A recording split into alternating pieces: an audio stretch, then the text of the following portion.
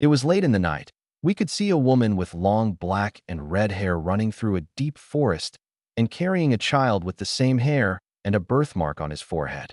The woman was being pursued by someone. Soon she reached a cliff and stopped right away. "Damn it, I can't let him get my boy," the woman said in a desperate tone. She started to hear some noises behind her. "Why don't we stop this little game of yours, Maya?" the voice behind her asked. "Maya, don't mess with me. I will never let you lay a finger on him." "Such a devoted woman. Don't worry, I'll kill you first so you don't have to watch your son die." Maya took a step back as the unknown man took one forward. Suddenly she reached the end of the cliff, looked behind her, at her baby, and finally at the man, and jumped. To say that the man was shook would be an understatement, and Maya couldn't help but smirk at the view on his face. While falling, she looked at her baby and said, "I'm sorry that it turned that way. I'm sorry that I couldn't see you grow. I know that my words are meaningless since you won't remember me, but let me tell you that I'll always be with you, and that I love you more than anything in this world, Izuku." The mother rolled up around her son and finally hit the water. The man didn't move. He was still surprised by her action, but he rapidly shrugged it off. "Well, I wasn't the one who killed them, but there is no way that someone would survive a fall like that, so the job is done. All the potential sun breathers are dead," the man said while walking away. But little did he know that the baby was not like any other child. Time skip a few hours later. We can see a man with a skeleton body and blonde hair walking with a pregnant woman who has green hair. We can hear them talking about their work. "I'm sorry that I can't be more with you and accompany you through the pregnancy, Inko," the blonde man said. "Inko, it's all right, Tashinori. You're the #1 hero. You can't just disappear like that just because of me," replied Inko. And yes, these people are known as Tashinori and Inko Yagi, aka All Might, #1 hero, and Green Majesty, #7 hero. What a surprise! Insert sarcastic tone. As they were walking next to a river, they spotted a corpse stranded on the shore, holding a baby who was crying. Toshi immediately rushed to the baby and checked the pulse of the woman who was holding him. "Toshi, she's dead." "Inko, what do we do about the baby? We can't just let him here." "Toshi, well, maybe we can take him. Our house is already prepared for a baby, so why not another one?" "Inko, okay, so we are taking him. Now we should call an ambulance." "Toshi, yeah, you're right." "Inko, by the way, is there anything else like a name or something?" "Toshi, on the child, there is a name, Izuku, so I guess it's his name, and there is also a little box, but I can't open it." And that's how our little Izuku was saved by two heroes, but sadly, if we were to ask him in a few years if he wanted to be held by them, he would say no. No, if he knew what was going to happen, he would stay far away from them. Time skip for years later. Narrator POV. It was a bright morning in the Yagi household. We can see two little kids jump on the bed of their parents. One was a boy with long black and red hair with a birthmark on his forehead and red eyes, and the other is a little girl with blonde hair and green eyes. There are Izuku and Izumi Yagi. Izuku, "Mom, Dad, wake up, it's time to go to the doctor and see what our quirks are." Izumi, "Yeah, Oni-chan is right. Come on, wake up." The two adults woke up with difficulty. "Inko, kids, calm down, it's 6 in the morning. First, we're going to eat breakfast, brush our teeth, get dressed, and then we can go, okay?" Izuku/Izumi, "Okay, Mom." Time skip to the doctor's office. Izuku POV. Inko, Izuku, and Izumi are seen waiting for the doctor to arrive with their result. Izuku, "I can't wait to see what my quirk is going to be like." Izumi, "I neither, I'm so excited." Inko, "It doesn't matter, I'm sure the two of you are going to be great heroes in the future." Izuku/Izumi, "Thanks, Mom." Soon, the doctor arrived with the result, but you could say that something was wrong by looking at his facial expression. Asterisk. Inko, "Is there something wrong, doctor?" Doctor, "Well, I have good and bad news. Which one do you want first?" Inko, "Huh, the bad one first, I guess." Doctor, ***, "I hate this part of the job," muttered the doc. "Well, I'm sorry, but your son is quirkless and you won't get one in the future." "Huh, I'm quirkless. But I wanted to be a hero like All Might. I wanted to put a smile on the face of the citizens." Inko, "I see, and what's the good news?" Why do you sound like you don't care, Mom? Doctor, well, the good news is that your daughter has a strong telekinetic quirk that can rival Green Majesty if well trained. Izumi, did you hear that, Mom? I can become a hero like All Might and Green Majesty. Inko, yes, my baby, you're going to be a great hero in the future, but we have to train you. Let's go, Izumi, and thank you, Doctor. Dr. POV, did she just leave without her son? She didn't even look at him. She didn't try to comfort him. Damn, what a bitch. How the fuck can you do that? No, it doesn't matter. This boy needs someone right now. Doc, hey boy. He just looked at me with eyes filled with sadness. Doc, it doesn't matter if you don't have a quirk. A quirk is just a tool. It does not define who you are or who you want to be. If you want to become a hero, then train your ass off. I'm sure that you'll be able to do something great. His eyes filled with sadness turned into ones filled with determination. Izuku, thank you, Doctor. It really means a lot, he said while smiling. Holy shit. What's with this kid's smile? It's too bright. I need sunglasses. Izuku POV.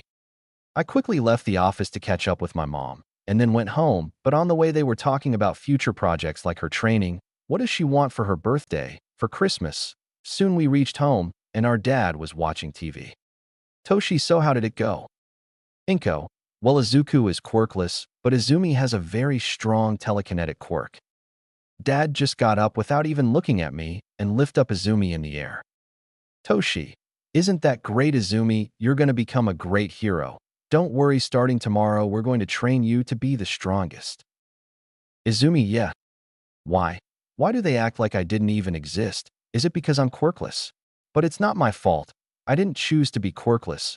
I wanted to have one. I wanted to be a hero. No, don't think like that. I don't have their support. Okay, they won't train me, okay? I'm going to train on my own. Time skip the day after. Izumi POV. I was in school when I spotted my friends Shoto, Shoko, Katsuki, and Katsumi. Izumi, hey guys. Four of them, hey Izumi. Katsuki, you went to the quirk doctor yesterday, right? So what's your quirk? Shoko, and what's Izuku's quirks? Izumi, my quirk is called telekinetic. I can lift things with it, and I can create some blast, and Izuku is quirkless. Shoto, well, it's sad for Izuku, but it doesn't mean he can't become a hero. Look at Eraserhead.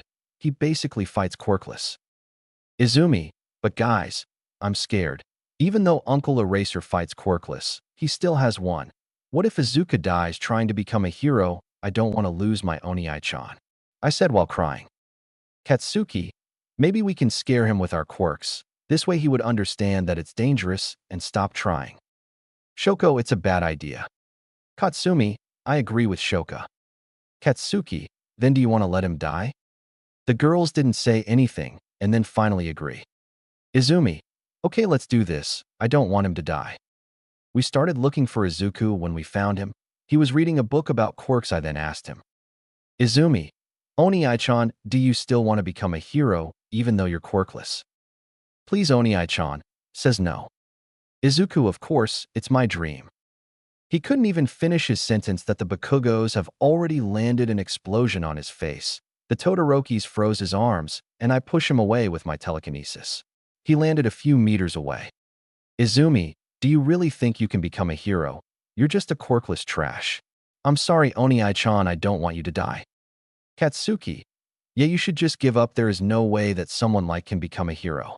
Give up, bro. Izumi would be sad if you don't. Katsumi, it's embarrassing. You should just stop. Please give up, I-chan. I don't want you to get hurt. I love you. Please give up.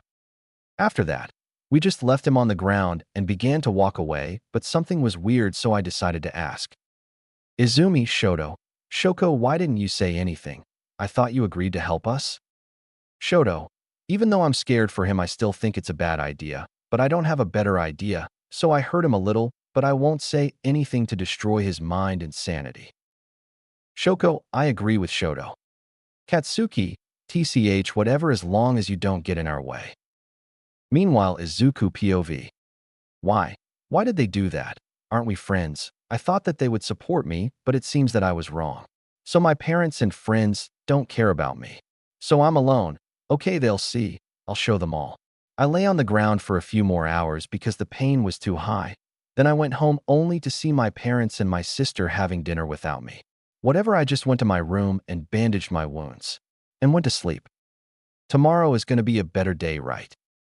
Izuku is now 10 years old. It's been 6 years now, 6 years full of abuse, bullying, harassment, and neglect. His sister and her friends didn't stop. They grew stronger and abuse our little cinnamon roll every day. The little couldn't even rest at home because he has to make his own food since Inko stopped making him food. Now you must be wondering why he called her Inko. That's because he doesn't see Inko and Toshi as his parents. They're not even his real parents. To begin with, Izuku might be 10, but he has an IQ of 240, which is 5 points behind Nizu. Nizu is 245.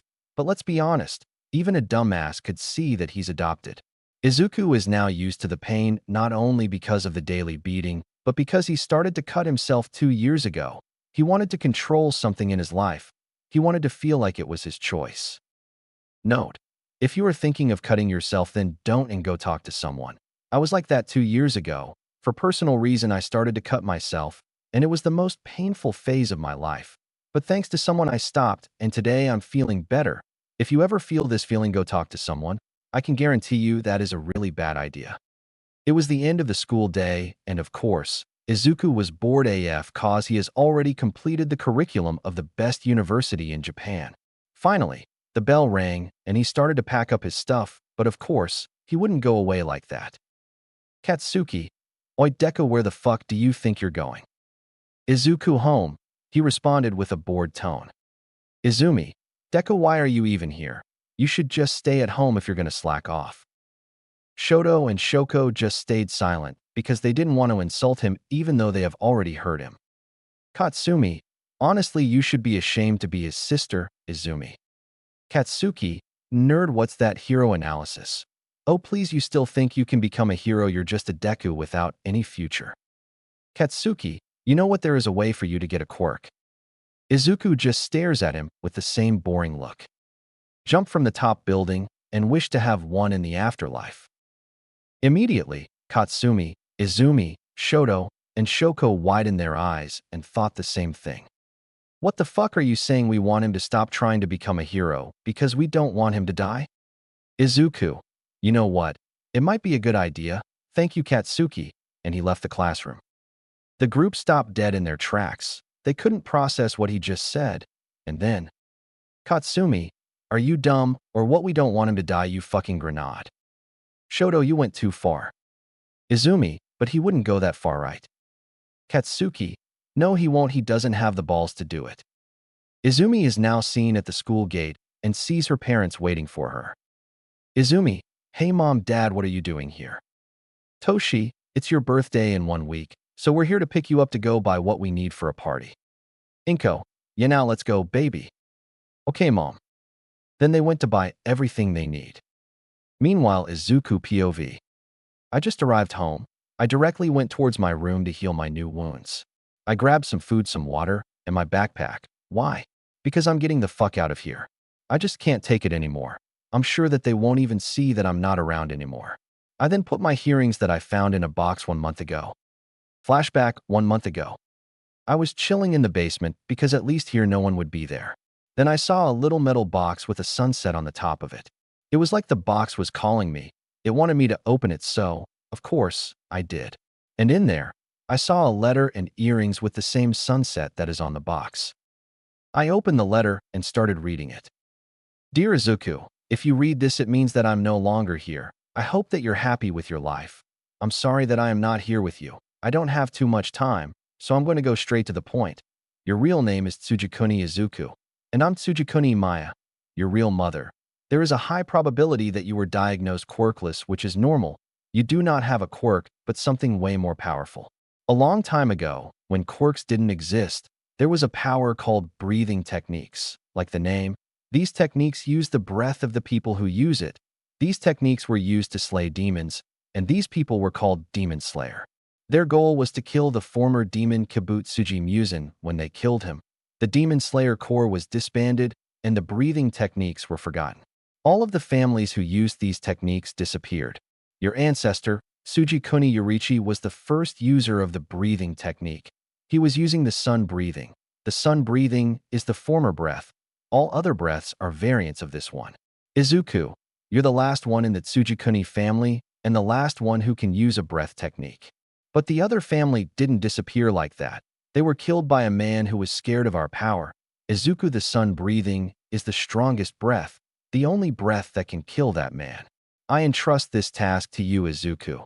You're the only one who can kill him, the only one who can learn the breathing technique. I know it's a tough job, but I believe in you and never forget that no matter what, I will always love you and be proud of you.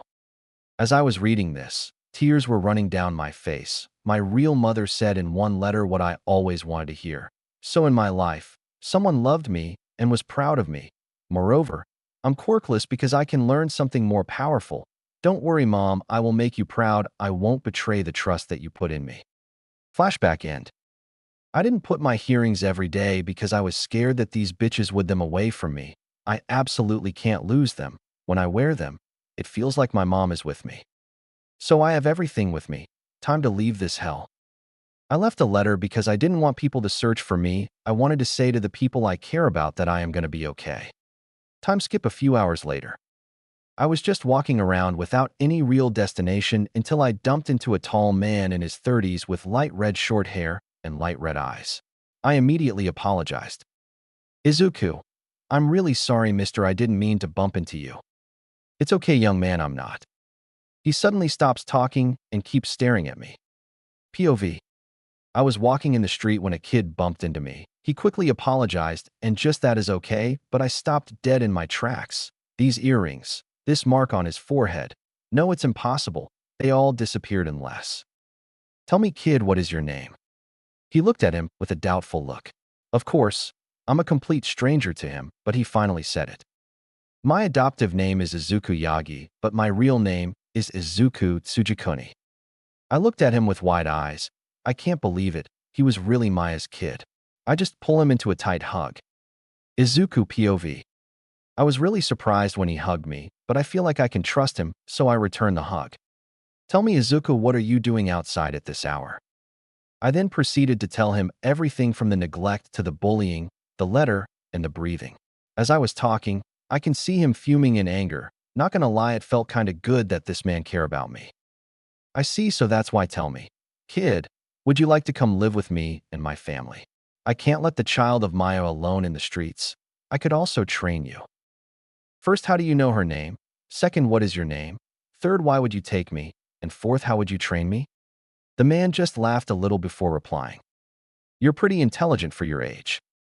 Thanks, my IQ is 240 now. Please answer the question. Holy shit, you're a fucking genius. Well, my name is James Vermillion. I know her name because the Vermillion and the Tsugakuni are friends for a long time, and your mother was like a big sister to me.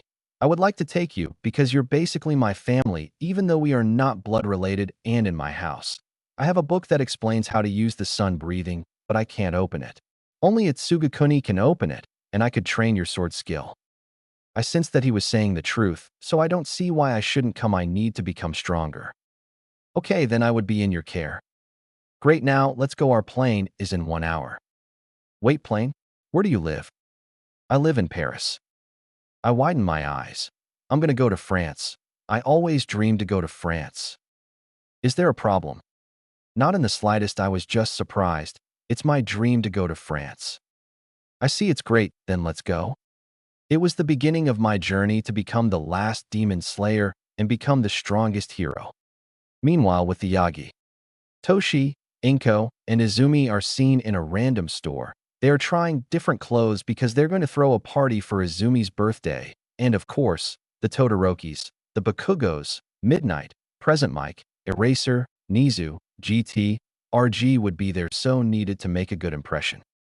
Izumi, Mom, what do you think about this one? She was wearing a white and blue dress.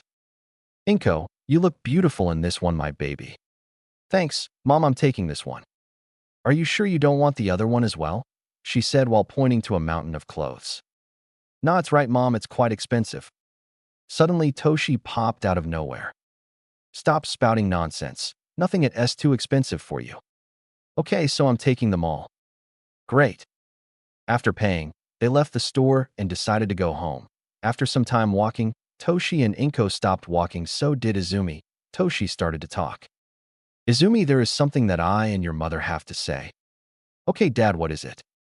Suddenly, her dad buffed and was now. I'm All Might and your mom is Green Majesty. Oh my God, Dad, you're All Might. I have to tell Izuku, he would absolutely freak out. No, young Izumi, you can't tell him. It has to be a secret between us. But why? She said while tilting her head to the side, trying to look cute. Because Izumi, you shall inherit my quirk. But Dad, you can't transfer a quirk, it's impossible. You see, my quirk is called One for All, and I can transfer it. By the way, I'm the 8th user, and you shall be the 9th. But why don't you give it to Izuku? He doesn't have a quirk. He needs it more than me. Because, young Izumi, your brother doesn't have the spirit of a hero. Every day, when he comes back from school and goes to his room, whereas you train your body to become a hero. Okay, Dad, I accept. Don't worry, Oni-chan, I'll become a hero for the both of us. And then you would be so happy for me that you would confess your love to me. Hi. Next day, our protagonist just arrived in Paris after a flight that was 8 hours long. It was the first time he was taking the plane, and let's just say that it was not a pleasant experience. Izuku discovered he can't stand the plane. He just kept vomit during all fly. On the other hand, James was laughing his ass off at the view of Izuku and his struggle. Sadly, he forgot to take a video. He promised himself that next time he would be ready and film everything in 4K Full HD so that he could piss off Izuku. Izuku POV. That damn plane. I swear it's not the end. I will win next time. I won't let it be like that. I'll take my revenge like Sasuke Uchiha. Yes, I started Naruto in the plane before getting sick, and damn it's fire, I'll have to finish it. Can't wait to see Naruto become Hokage. And James, that bastard, was laughing like there was no tomorrow. I mean, if he was in my situation, I would have laughed too, so I can't really blame him. Now we are in the airport, Charles de Gaulle, in Paris, and it's fucking big, way bigger than the one we took in Japan. As I was daydreaming, James looked at me and started a conversation. James, so how was your first time on a plane? He asked with a shitty grin like Uncle Shota. Izuku, it was interesting, I guess, I said with a tired voice. At least you don't feel strange in legs due to sitting because you were always throwing up in the toilet, he said with a sarcastic. You're horrible. How the fuck should I know that I have a fly sickness? Ha, sorry, you're right. Anyway, let's go, we have to find the car. I don't remember where I parked it. You don't remember? I'm a little airhead sometimes. I begin to regret my choice. Are you sure that you're at the head of a family that was friends of mine? I said with a playful tone. He decided to go with the flow and responded with a playful tone. Ah, you're hurting my feelings. I thought you were on my side, but it seems that the same as Maya and my wife. I didn't know you were married. Well, I am. It's been 20 years now. I also have a daughter. She's the cutest girl in the world. She will be training with you. She wants to become a hero too. I'm sure you'll get along very well with each other. I can't wait to meet them, I said with my 1,000,000 watt smile. James, what the fuck? What's with his smile? He could illuminate the city that. James, I'm sure they would be happy to have you. Oh, here's the car, let's go. Asterisk. Right behind you. Narrator POV. Time skip after the drive.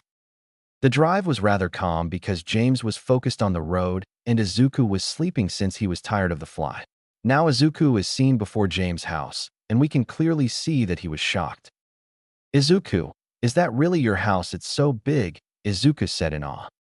James, yes it is. Now let's get inside, my wife is waiting inside. The two of them went inside and Izuku was once again in awe before the living room.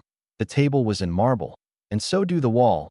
There was a huge TV on the wall, a gray couch, and a huge chandelier on the ceiling. On the couch was sitting a woman who was in her 40s, but was still really beautiful. Long straight red hair. She was wearing a simple white shirt with a pair of pants. She saw her husband enter the living room, get up and kiss him. Hey honey, so was your travel? She asked in a calm voice, yet beautiful. James, it was great also, I brought someone. The woman then looked at the boy who was behind James. She wanted to say hi and asked who he is, but instead, she just stares at him in shock. James, is he? Yes, he is. Honey, I present Tsujikuni Izuku, the son of Tsujikuni Maya, and the last human being who can learn the sun breathing. And Izuku this is.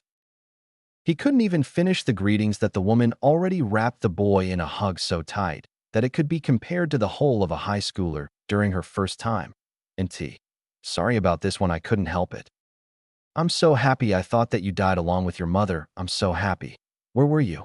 Did you get adopted? Did they treat you right? If not, then I'll burn them to ashes, she said while crying tears of happiness. James, whoa, calm down, Mana, you're choking him. He can't breathe nor answer your question, he says while chuckling. She then realized that the boy was turning blue, so she quickly let him go and let him breathe. Mana, I'm sorry, I was just so happy to see you that I couldn't stop myself. Izuku, it's okay. Actually, it's only the second time I receive a hug in 6 years, so I'm happy to see someone that is as happy as you, he said in a sad tone. Mana, what do you mean by that?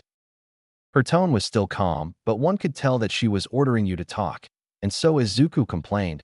He told everything about the neglect, the bullying, how he had to cook food for himself, and how he was treated. He also told her about self-harming. At this point, Mana and James were ready to take the next flight to Japan and beat the shit out of them. After the explanation, Mana quickly pulled him into another hug and said, Mana, I'm so sorry for all of that. I'm sorry we weren't there for you, but worry we won't let them take you away from us. Now you have a real family who loves you and would do anything to make you happy. At this point, Izuku couldn't hold his tears anymore and started to cry and return the hug. How long has it been since someone cared about him? Since someone loved him? Since he felt this warmth? He was beyond happy. He couldn't be happier. Izuku, thank you so much. After a while, he finally stopped crying and broke the hug, and Mana began to introduce herself properly. Mana, hello again, Izuku Tsujikuni. My name is Mana Vermilion, and I'm the wife of James Vermilion, the former #1 hero in France, and I am the headmistress of the Izanami Private Academy, also known as the best school in France. Pleasure to meet you, and what do you mean by former hero? Mana, I see, so he forgets to tell you. Why am I not surprised? James, haha, sorry, well, I'm known as the former pro hero Blaze, but I retire and open my own business, and I am pretty successful. Izuku, I see, no wonder your house is so big. You're both successful. Mana, yeah, that's right. Suddenly, the temperature of the room dropped. The reason why? Mana was smiling, but it was not a friendly smile. It was a smile that was saying, run for your life. Her smile was colder than the winter in Russia. She then asked, now, Izuku, about your self-harming. Do you still continue, or did you stop? Stopped 1 month ago, he answered while stuttering cause he was scared for his life. Then Mana dropped the cold smile and was now in a full friendly mode. Izuku sighed in relief. I'm sorry if I scared you, but I can't stand to see you hurt yourself. Now can you promise me that you would never do it again? I swear that I will never do it again, Mana. He quickly corrected himself, but unfortunately for him, Mana heard it. Mana, you were about to say mom, right? Izuku, I'm sore. But Mana didn't let him finish. It's all right, Izuku, I would love to be your mom. And I would love to be your dad. Izuku couldn't believe his ears. They wanted to be his parents. He was beyond happy. We could see the sparkle in his eyes and answer with this time not a 1,000,000-watt smile, but a 2,000,000-watt smile. Yes, I would love to have you as my parents. Thank you. Thank you so much. The two adults couldn't look at him. He was brighter than the sun, and they were overjoyed. The happiness of the boy was contagious. They did a family hug. Finally, Izuku has something he can call family. A few minutes later, the door opened and a beautiful girl entered the house. She was absolutely beautiful. She was wearing a red uniform. You could tell that she was coming back from school. Her hair was crimson red and her eyes were the same color. Izuku was bewitched by her. She was the most beautiful girl that he has ever seen. Hey mom, hey dad, I'm home, said the crimson girl. James/Mana. Hey Stella, how was your day? Stella, it was great, thanks. Stella then looked at the red-haired boy and was surprised to see him. And of course, she screamed in amazement. Stella, oh my god, is that Tsujikuni, the last user of the sun breath? Izuku, yes I am. My name is Izuku Tsujikuni. A pleasure to meet you. Stella, oh right. Sorry, my name is Stella Vermilion. It's a pleasure to meet you too, Izuku, but tell me, why are you here? Her voice didn't contain bad intentions. She was just really curious. Izuku then proceeded to tell her everything. She was so angry that her hair was lifted in hair and flames could be seen in her eyes. Stella, those bastards. I swear if see them I'll burn them so much that even their mother couldn't recognize them. Izuku let out a little chuckle. Even if she was angry, he was glad she was angry for him. Izuku, it's okay. I don't really care about them anymore after all. I have you guys. And Stella, you should work on your angry face. You're way too cute. Suddenly, all the flames disappear, and her face was as red as her hair, and stuttered. Stella B.A. Baka, why are you saying that? She said while looking away. Izuku, because it's the truth. You're really cute. He said while blushing a little. Stella, I see, thank you, you're cute too. She said while looking away. The parents were watching this and couldn't help but think one thing. James, so they have a crush on each other, that's good for them. Mana, grandchildren. Stella, but I need to find you a nickname. Don't get me wrong. I love your name, but I don't want to call you the same way as these bastards. Izuku, I'm fine with it. Do you have something in mind? She started muttering. Stella, well, Izuku, Zuku, Iku, Iki. Stella, Iki, I gonna call you Iki. How is it? She was a little stressed because she wanted her Cruz, that the boy would like his surname. Izuku, Iki, I love it, thank you, Stella. Stella sighed in relief. She was glad he liked his nickname. Mana, Iki, it's kinda cute. I'm gonna call you the same way. James, yeah, I'm gonna do that too. Iki, suit yourself, Mom, Dad. Mana, it's getting pretty late. Stella, could you make a tour of the house for Iki? Then we would go out to eat to celebrate his arrival. Stella, okay, Mom, come on, Iki. Iki, I'm coming. They left the living room and went around the house, leaving the two adults alone in the living room and starting a discussion. Mana, you saw it too, right? James, these two have a huge crush on each other. It's the first time that I see Stella act like that. Mana, true. So are you feeling about it? James, honestly, I'm glad. I'm sure these two are perfect for each other. Besides, it's in the tradition that the son of the Tsujikuni has to marry the daughter of the Vermilion, so if they love each other, it's perfect. Mana, and here I thought you were going to act the same you did to those who proposed to her. James, these guys were only after her money or her future body, but I can see in Iki's eyes that won't do something like. Mana, I couldn't agree more. Meanwhile, Iki and Stella. Iki POV. Stella was giving me a tour of the house, and damn, it's amazing. There's literally everything. A garden, a pool, a training field, a shower in each bedroom, a relaxation room, a game room, a jacuzzi, and the bedrooms were way bigger than my former room in the Yagi household. Time skip after dinner. Narrator POV. Iki and Stella were hanging out in Stella's room. They were talking about what they like, what they want to be in the future, what they hate, and what they do in their free time. As time was passing, the two of them realized that they have a lot in common. They couldn't help but smile at each other. They only met a few hours ago, but they could tell that it didn't matter. They learn a lot from each other. Izuku learned that Stella wanted to become a hero, that she had a very powerful fire quirk, that she loved Japanese food, especially katsudon, and that she is sometimes childish, but she can be very mature too. On the other way, Stella learned that the boy was also aiming to become a hero, even though he was quirkless. She respected that side of him a lot, the fact that he never gave up and chased his dreams. Izuku loved the fact that Stella didn't care about him quirkless. She was interested in him for who he is, and Stella loved he was looking at her. She may be 10, but her eyes already started to change. Every day, she could feel the stare of the boys, and she hated it. She also hated the fact that people thought that she was a genius, that she was powerful only thanks to her quirk without training, but Izuku was different. He was looking at her eyes, not at her body, and he was really impressed by her hard work. The people he knew had a strong quirk and didn't even train, whereas Stella was stronger than them, but she was still training. The two of them could clearly think the same thing at the same time. I love him, her. Izuku POV. It's been a few days since I left my so-called family and started living with my new family. The Vermilion, and if I had to describe in one word my new life, I would say awesome. They did so much for me in 1 week than the Yagi in 6 years. The biggest event was my birthday. You see, since I've never had a birthday in 6 years, I forgot the date of it. The Vermilions were quite sad about it and angry. Stella and Mana were ready to go to Japan right away.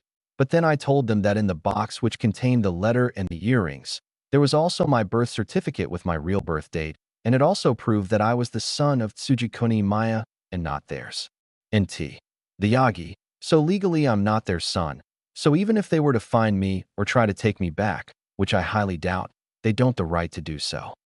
So I celebrated my birthday 2 days ago. Lucky for me. I'm born on the 24th and I started living in Paris on the 22nd. It was so amazing that I cried with joy. Stella also brought 2 of her friends.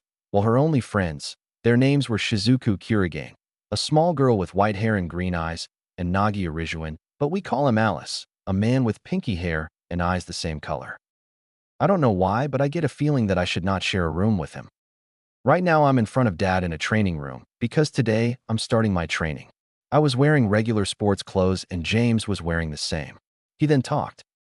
James. Okay, so today we're starting your physical training while Stella is at school, and when she comes back, we'll start the training with a sword. Any questions so far? He asked me. Izuku, no, I'm good, Dad. I answered, feeling confident. James, oh, you don't seem to be an afraid kid. Izuku, well, even though I don't know how you're going to train me, it's not like I've never worked out, so I think I'm going to be okay. James, I swear you're not ready for what's coming, he said while grinning. So starting today, you will have to do 1,000 push-ups, 1,000 pull-ups, 10,000 squats, run 20 kilometers, and finally lift some weights. Then we'll work on your sword skill. And when I think that you're ready, I'll give you the book which contains all the sun-breathing techniques and how to use them that your mother entrusted to us. Sadly, I couldn't help you with it because only Tsujikuni can read the content of the book. Easy, right? It's not too much, right? You can do it, right? He said while smirking like a madman. Not too much. Not too much. I know that I said I was going to be okay, but boo-hoo. What the fuck is that? Does he want me to die? Of course, it's way too much, but there is no way in hell I'm going to say it. Look at his face, he's enjoying it. But I know that he's only doing it for my sake. It's just that he's a fucking sadist who loves to hurt people or see people getting hurt. What a bitch. Izuku. I'm going. To be honest, I think that it's going to be difficult, that my body will cry, that I would want to stop in the middle, but I promise you that I'm not going to slack off, Dad. After my little speech, I could see a smile forming on his face. James, that's the spirit, son. Never give up and always go forward. That's how you're getting stronger. Now get the fuck up and go train now. Damn. He switched from a father to my coach faster than my former parents turned their back on me after learning that I was quirkless. Well, I should start now. I got up and did a military pose and screamed. Yes, coach. And then my training started. Well, if you can call it training, in my words, I would say that it was fucking hell. It felt like my soul was leaving my body and that my limbs were dead. And this, without the training with Stella, to learn how to use a sword, I had to repeat the same movements over and over again. My hands hurt so much that at some point I didn't feel anything in them. Wait, because it's not finished. I also had to fight Stella every fucking day. And let's just say that it was not glorious. She wiped the floor with me. But it was kinda great. I'm not saying that I liked getting my ass whipped on the floor, but every time we fought, I could feel that I was getting closer and closer to her. Not gonna lie, it was a great feeling. But it's not the right time. Right now I need to get stronger so I can work on the sun breathing and be ready for the entrance exam of UA in 4 years and 5 years. Time skip 2 years later. Izuku is now 13. Izuku POV. It's been 1 year since I started training with James and Stella. I can now keep up with Stella. Obviously, she is still better than me, but unlike in the beginning, now I winning some match against her. You should have seen her face for the first time. She was so happy for me that she hugged me for 5 minutes straight. After realizing what she was doing, she let go and apologized, but I shrugged it off, saying that I enjoyed it. Her reaction was priceless. Her face was so red that smoke could be seen on the top of her head. Damn, I love to tease her. She's also jealous of the fact that I can stay at home and train all day because I don't have to go to school since I've finished the curriculum of the best university in the world. Of course, when I said that to my parents, they didn't believe me. I then showed them my diplomas, and they were so shocked that they couldn't utter a word. Since that day, I tutored Stella because she wanted to improve in school. Well, she was already smart, but I guess she wanted to catch up to me, which is impossible, but if it makes her happy, then why not? Right now, I'm at the with Stella, and we're waiting for Shizuku and Alice. We decided to hang out today because it's the last day of school for them and the start of summer vacation. While we were waiting, Stella and I were talking about everything and nothing. After a few minutes, they finally arrived and we all went to a Nico cafe. Mainly the girls, Alice and me were following them. We arrived at the cafe, took our seats, and ordered. While we were waiting for our orders to come, a cat was feeling tired and couldn't find a better to sleep than the top of my head. Alice and Shizuku and laughing and took pictures. Meanwhile, Stella got a nosebleed. I don't know why, so I gave her a tissue. I wonder what she was thinking. Meanwhile, Stella POV. Holy shit, how can someone be so cute and so hot at the same time? Back to Izuku POV. After eating and drinking in the cafe, we decided to leave and decided to go to the cinema. That's a good idea since there is a new movie that I wanted to see, so I need to ask what we are going to see. Izuku, hey guys. Shizuku, something the matter, Icky? Icky, no, it's just I was wondering what movie we're going to watch. Alice, well, I didn't think about it. What about you girls? Stella, I don't know what are the movies in the cinemas. Shizuku, me neither. We should just check when we arrive. So they don't know. Good, now I need to propose the movie that I want to watch. Icky, well actually, there is a movie that we could watch. They looked at me expecting me to continue. Icky, the new Conjuring is out now, so we could see this one. Alice, I forgot about this one, I wanted to see it too. Shizuku, yeah, I love the first one, so I need to see this one too. Great, it seems that they want to see it too, but that is strange. Stella didn't say anything. I decided to look at her, and she seemed to be a little uncomfortable. Icky, are you okay, Stella? I asked since I was worried about her. Stella, yeah. It's just that I'm not good with a horror movie, but I don't want to be a burden, so I'm just going to tag along. So that's why? Well, I have an idea, and I could tease her as well. Icky, it's okay, Stella, if you're scared during the movie, I could hold your hand, so can calm down. I said, and she blushed immediately after my statement. God damn, she's just too easy to tease. Stella WH. Why? Why are saying that, Baka? Icky, because this way you won't be scared by the movie. Stella, thank you. Time skip at the cinema. Narrator POV. The group of friends arrived at the cinema, some popcorn, and went to the room where the movie was broadcast. During the movie, Stella was holding Icky's hand and didn't let it go no matter what. She also buried her face in his shoulder. In the end, Stella didn't say much of the movie since she was buried in Icky's shoulder, and Icky was only looking at Stella. He couldn't help it. She was so beautiful that the movie became boring. Of course, it did not go unnoticed by Shizuku and Alice. After the movie, the two of them pretended that their parents needed them and left Stella and Icky alone. Stella then apologized. Stella, I'm sorry for what I did in the cinema, she said while blushing. Icky, it's okay, besides, to be honest, I didn't even watch the movie. I was just watching you, so I guess we're even, he said while blushing too. Stella, I see. Icky, we should go. It's getting late. Stella, yeah, you're right. And so they decided to go home. On their way, they decided to pass through a park which was illuminated with lights along the road. Trees were shining like a spectacle of lights. After seeing such a beautiful sight, Icky thought that he wouldn't get a better chance to do what he was waiting for, so he decided to do it. He was walking behind Stella and called her. Icky, Stella. She stopped walking and looked back at Icky.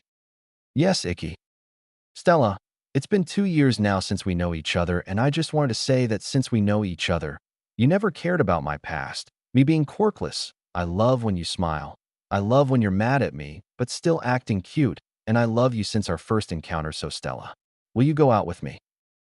He finally asked. After 2 years, he finally had the balls to ask her out. He was waiting for a response, but instead, Stella rushed to, put her arms around his neck, and kissed him. Icky was surprised, but soon reciprocated the kiss. After a while, They broke the kiss. Stella, yes, of course I will go out with you, she said, and they were hugging each other. Icky, Stella. Yeah, Icky, she said, her head buried in his chest. I love you. I love you too. And so the young couple was born, and their love for each other would only grow stronger day after day. And Icky's life was getting so much better with Stella alongside him. He was beyond happy. We could easily say that he was the happiest man on earth. But on the other side of the world, a family was still devastated by the loss of their son and brother. But to understand, we have to go back in time. Flashback 2 years ago. Izumi birthday. Narrator POV. It was supposed to be a good day, the party was ready, and the guests were there. We could see the Bakugos, the Todorokis, minus Tuya, Natsuo, and Fuyumi, the Yagis, Nejuand, Eraser, Gran Torino. They were chatting until Ray pointed something out. Ray, hey guys, where is Izuku? It's been a while since I saw him. Enjoy, yeah, you're right, where is he? Toshi, he should be in his room. Next, Eraser and Gran Torino were getting suspicious. Ray, I'm gonna check on him. And so she went to his room, opened the door, and was welcomed with dust and a strong scent of blood. The scent was so strong that the guests smelled it too and went to his room and were shocked. Bandages filled with blood could be seen in the trash can, razor blades on the desk next to the letter. Aizawa immediately grabbed the letter and started reading it out loud. The letter, hey Toshi and Inko, or should I say ass might and bitch majesty. And yes, I know who you are, but it's not important now. I wrote this letter to say that I'm leaving this fucking house. I can't take any more. All the neglect I go through every fucking day. The beating that I receive every fucking day from my shitty sister, Katsuki and Katsumi. Why am I neglected and bullied, you may ask? Because I'm fucking quirkless. All of that because of something that I couldn't even control. Also, I know that you're not even my real parents. I found the box that you hide in the basement, and I wonder if you were even planning to give it to me. I already knew that you weren't my real parents, but I needed proof. Fortunately, inside the box was all the proof that I needed. Also, Shoto and Shoko, even though you were with them and didn't say anything, you never said anything to break my mind and never really hurt me. It was mostly superficial, so I don't hold a grudge against you. I don't hate you, and I forgive you. But for Toshi, Inko, Izumi, Katsuki, and Katsumi, that's another story. I hate each of you with a burning passion hotter than Endeavor flames. Don't even try to search me, though I'm not sure if you would even try. I'm saying it in case. You wouldn't find me. Especially you, Uncle Shota. You already lack sleep, so don't waste your time. Now you certainly saw the razor blades, so I'ma say it now. Yes, I cut myself, but I stopped 1 month ago, so don't worry. Uncle Nizu, I know you're angry, but please do not take the recommendations away from Shoto and Shoko. Also, I have an IQ of 240, so you won't find me, but I will see you at the entrance exam of UA. I said all I wanted to say, so goodbye, bitch. As Aizawa was reading the letter, the people in the room were getting angrier and angrier. Soon he finished the letter. Inko, Izumi, and Katsumi were crying like little bitch. Katsuki and Toshi were as white as snow. Gran Torino and Aizawa were ready to throw some punch. Ray and Inji were scolding Shoto and Shoko, but since Izuku forgave them, it was in sort okay. On the other hand, Mitsuki was beating the shit out of Katsuki and Katsumi. Nizu was angry, but still loved the drama who occurring before his eyes. Soon the commotion died, and they were all in the living room. Nizu started to talk. Nizu, so I'm going to be direct, is it true? The children, yes, they said while looking down. Nizu, okay, so Izumi, Katsuki, Katsumi, I'm taking your recommendations back, and you would have to work for the municipality. All Might and Green Majesty in 5 years you would start working in UA without getting paid, and you would work for the municipality too. Did I make myself clear? However, they didn't respond. Did I not make myself clear? He said with the scariest tone they've ever heard. Yes. Next, now Shoto and Shoko, you're lucky that Izuku talked in your favor because I will just give you an advertisement, okay? Shoto and Shoko, okay. Nizu, now that's settled, everyone go home please. Inko, but what about my baby? She said while crying. Aizawa, bitch please, you never have the right to call him that. I won't do anything. He's right, even if we tried to find him, we couldn't. Nizu, he's right, I already knew that he was a genius, but 240 IQ. No, we wouldn't find him, and besides, and doesn't want to be found. He can handle himself, so let it go.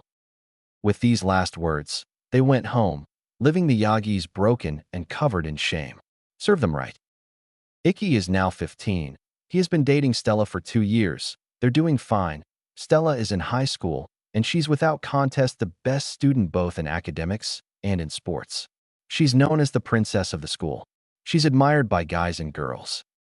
So when the news of her dating someone spread out, the whole campus was in ebullition, and people were dying to know the truth. Stella decided to answer their questions and confirmed that she had a boyfriend.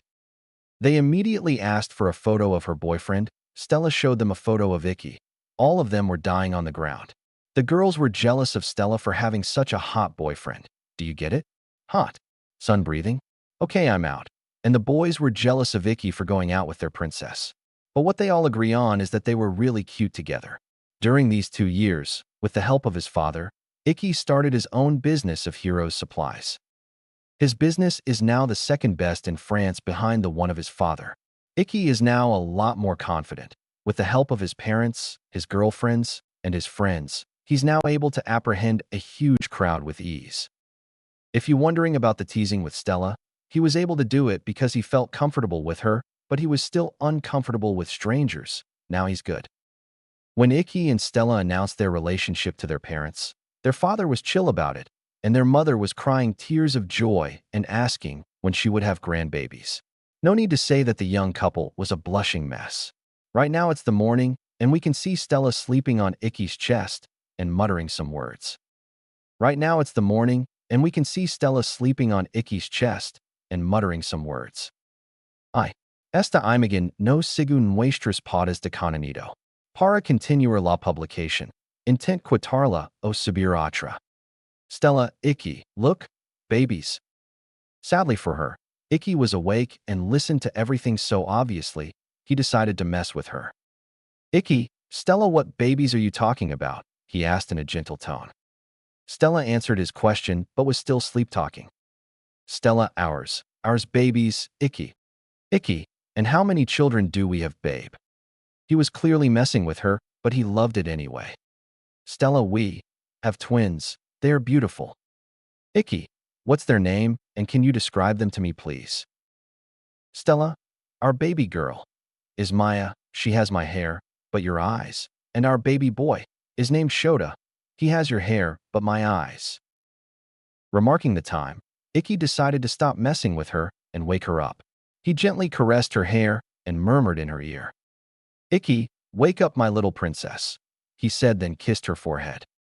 Realization hit her as she understood that she was talking the whole time to her boyfriend. She woke up immediately and blushed in embarrassment. Stella, Ikki, what was I talking about? Ikki, you were talking about our babies. It was really cute, he answered while chuckling a little. Stella was now redder than a tomato but calmed down soon after. Ikki, anyway, good morning, my crimson princess, he greeted with his sweetest smile. Stella, good morning, my crimson prince, she greeted back with a warm smile. Ikki, since it's Saturday, what do you want to do today? Stella, what about a date? It's been a while since the last one. Ikki, sure, I would love to. Let's go wash up, eat breakfast, dress up, and we'll be good to go, but first, he said as he started kissing Stella. And so they got up and did their morning routine. Ikki cooked the breakfast since his parents were already off to work. He learned how to cook in Japan since his mother didn't do it for him. Ikki was now washing the dishes while Stella was taking a shower. After a while, he decided to go check on her. So he reached their room and opened the door and was greeted by Stella in her underwear. Even though Ikki was confident with her, seeing her in her underwear was a different matter. He was a blushing mess and stuttered while apologizing. Ikki, I'm really sorry. I didn't mean to peep on you. Stella too was a blushing mess, but didn't try to hide her assets. Stella, it's okay. I know you're not that type of guy. Ikki then went out of the room to let Stella get dressed. We could see them now in front of Ikki's car. Yes, he has his license, cost 240 IQ, bitch. Ikki still can't believe that dad offered me a car for my birthday. Stella, well, what were you expecting? You got your license. your business is doing well, and you finally mastered all the movements of the sun breath. Yeah, I don't like training arc and bullshit like this. So during the 2 years time skip, he became an experiment swordman and mastered the sun breath. Don't worry, next chapter will be info about his new abilities and Stella's too. Icky, yeah, I guess you're right. Stella, and besides, you're not like these teenagers who stay in their room all day like Author-san. Author, oi, first you break the fourth wall, and now you insult me. Do you want to disappear? Stella, sorry, Author-san. Author, you do better. Soon they arrived at the mall. They decided to go to the clothes store to buy some clothes. On their way, the boys and girls were blushing at the sight of the hottest couple in the world. Do I overuse this joke? Yes. Am I going to continue? Yes. Soon they entered the store and tried different clothes. The first one was Stella, wearing a red skirt, white shirt under a wheat jacket. Stella, what do you think about this one, Icky? Icky, you're stunning, Stella, he said with a smile. Stella, thank you, Icky, now it's your turn. Icky, okay, let me see what I can get. And so he went to search for something that he liked until he saw something that was quite good. This should be fine, he muttered to himself. He took the clothes and went to the changing room. Icky, are you ready, Stella? Stella, I am. And so he showed himself to Stella, and she couldn't utter a single word. He was wearing a black suit vest with a white shirt, black pants and tie. Icky, is it really that bad? He asked while scratching the back of his head. Stella knew. Suddenly, all the eyes were on her. She apologized to the customers and turned back to Icky. Stella, it's just that you were so handsome that I didn't know what to say, she said, clearly embarrassed. Icky brightened up as his girlfriend loved his outfit. Icky, I see, I'm glad you like it. I'm gonna take it. After paying, they left the store. They were sitting to rest a little when Stella's stomach growled. Icky, we should go eat lunch. Stella, excellent idea. And so they made their way to a Japanese restaurant. Icky ordered soba, and Stella ordered katsudon. Soon their order arrived and began to eat. Stella, Icky. Icky, a problem, Stella? Stella, no, it's just our parents aren't here tonight, right? Icky, yeah, they said they were invited over to a friend's place, and since it's far away, they're going to sleep there. Why? Stella, well, since they won't be there, we could watch a movie in the living room while cuddling, she said while looking away. Icky, yeah, I love the idea of having you in my arms for hours. They finished their meal, ordered desserts, and both of them were getting a crepe. While Stella was eating, Icky couldn't take his eyes out of her and kept staring at her as her eyes were closed, quietly and cutely enjoying her dessert. Stella, is there something on my face, Icky? Icky, no, it's just that you're really beautiful and asking myself how I got so lucky. Hearing that, Stella tried to shake it off by putting a lock of hair behind her hair, but her blush was too bright to be missed. Stella, thank you, Icky, you're sweeter than my crepe. But sometimes I'm asking the same question to myself since I'm reckless, sometimes not really feminine, and I'm a little insecure about my body since I have more muscles than a normal girl, so sometimes I'm getting scared of the idea of you leaving me, she said while looking down and on the verge of tears. Icky, Stella, look at me. She complained and looked at him. Then she felt a pair of lips on hers. Icky was kissing, and she started to reciprocate it. After 20 seconds, he broke the kiss and looked. Icky, Stella, it's true that you're a little reckless, that sometimes you're more acting like a boy, that you have more muscles than other girls, but you know what? He said while looking into her eyes, not breaking eye contact, and started to put on the best smile he could. That's why I love you. I love how you, when you have an idea, you won't go back even though it's not really a good idea. I love your bluntness. I love how you act like a boy sometimes cause it's really cute. I love your body.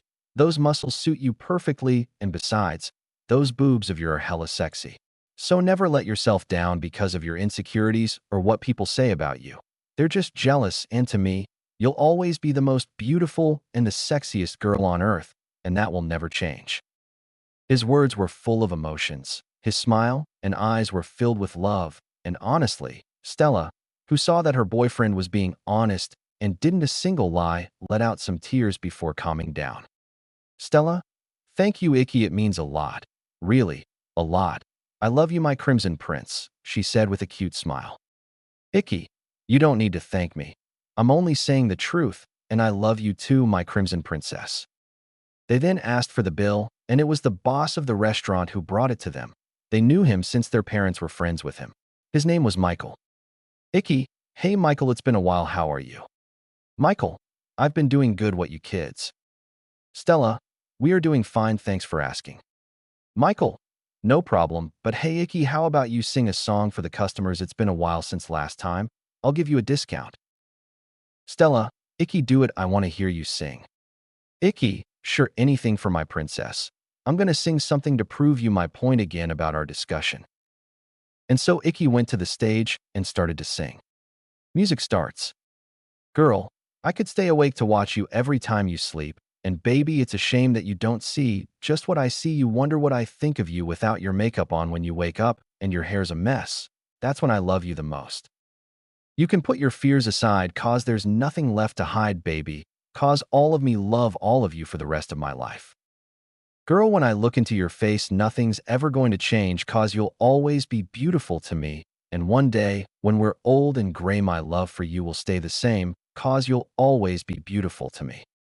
You could take my breath away with nothing but my t-shirt on, I know what's underneath. Girl, you don't need to cover up, I can see it in your eyes. You've got your insecurities, but the way I feel for you is deeper than the eyes can see. You can put your fears aside, cause there's nothing left to hide, baby. Cause all of me love all of you for the rest of my life. Girl, when I look into your face, nothing's ever going to change, cause you'll always be beautiful to me. And one day, when we're old and gray, my love for you will stay the same. Cause you will always be beautiful to me." As Icky finished the song, the customer was now cheering for Icky. This showed how much they liked it. He left the scene and get hugged by Stella, saying to him that it was amazing. They paid for their meal and finally left the restaurant. "Icky, we should go home, it's getting pretty late, and I'm kinda tired." Stella, "Oh babe, I can assure you that you're not sleeping tonight." And so they decided to end their date and go home.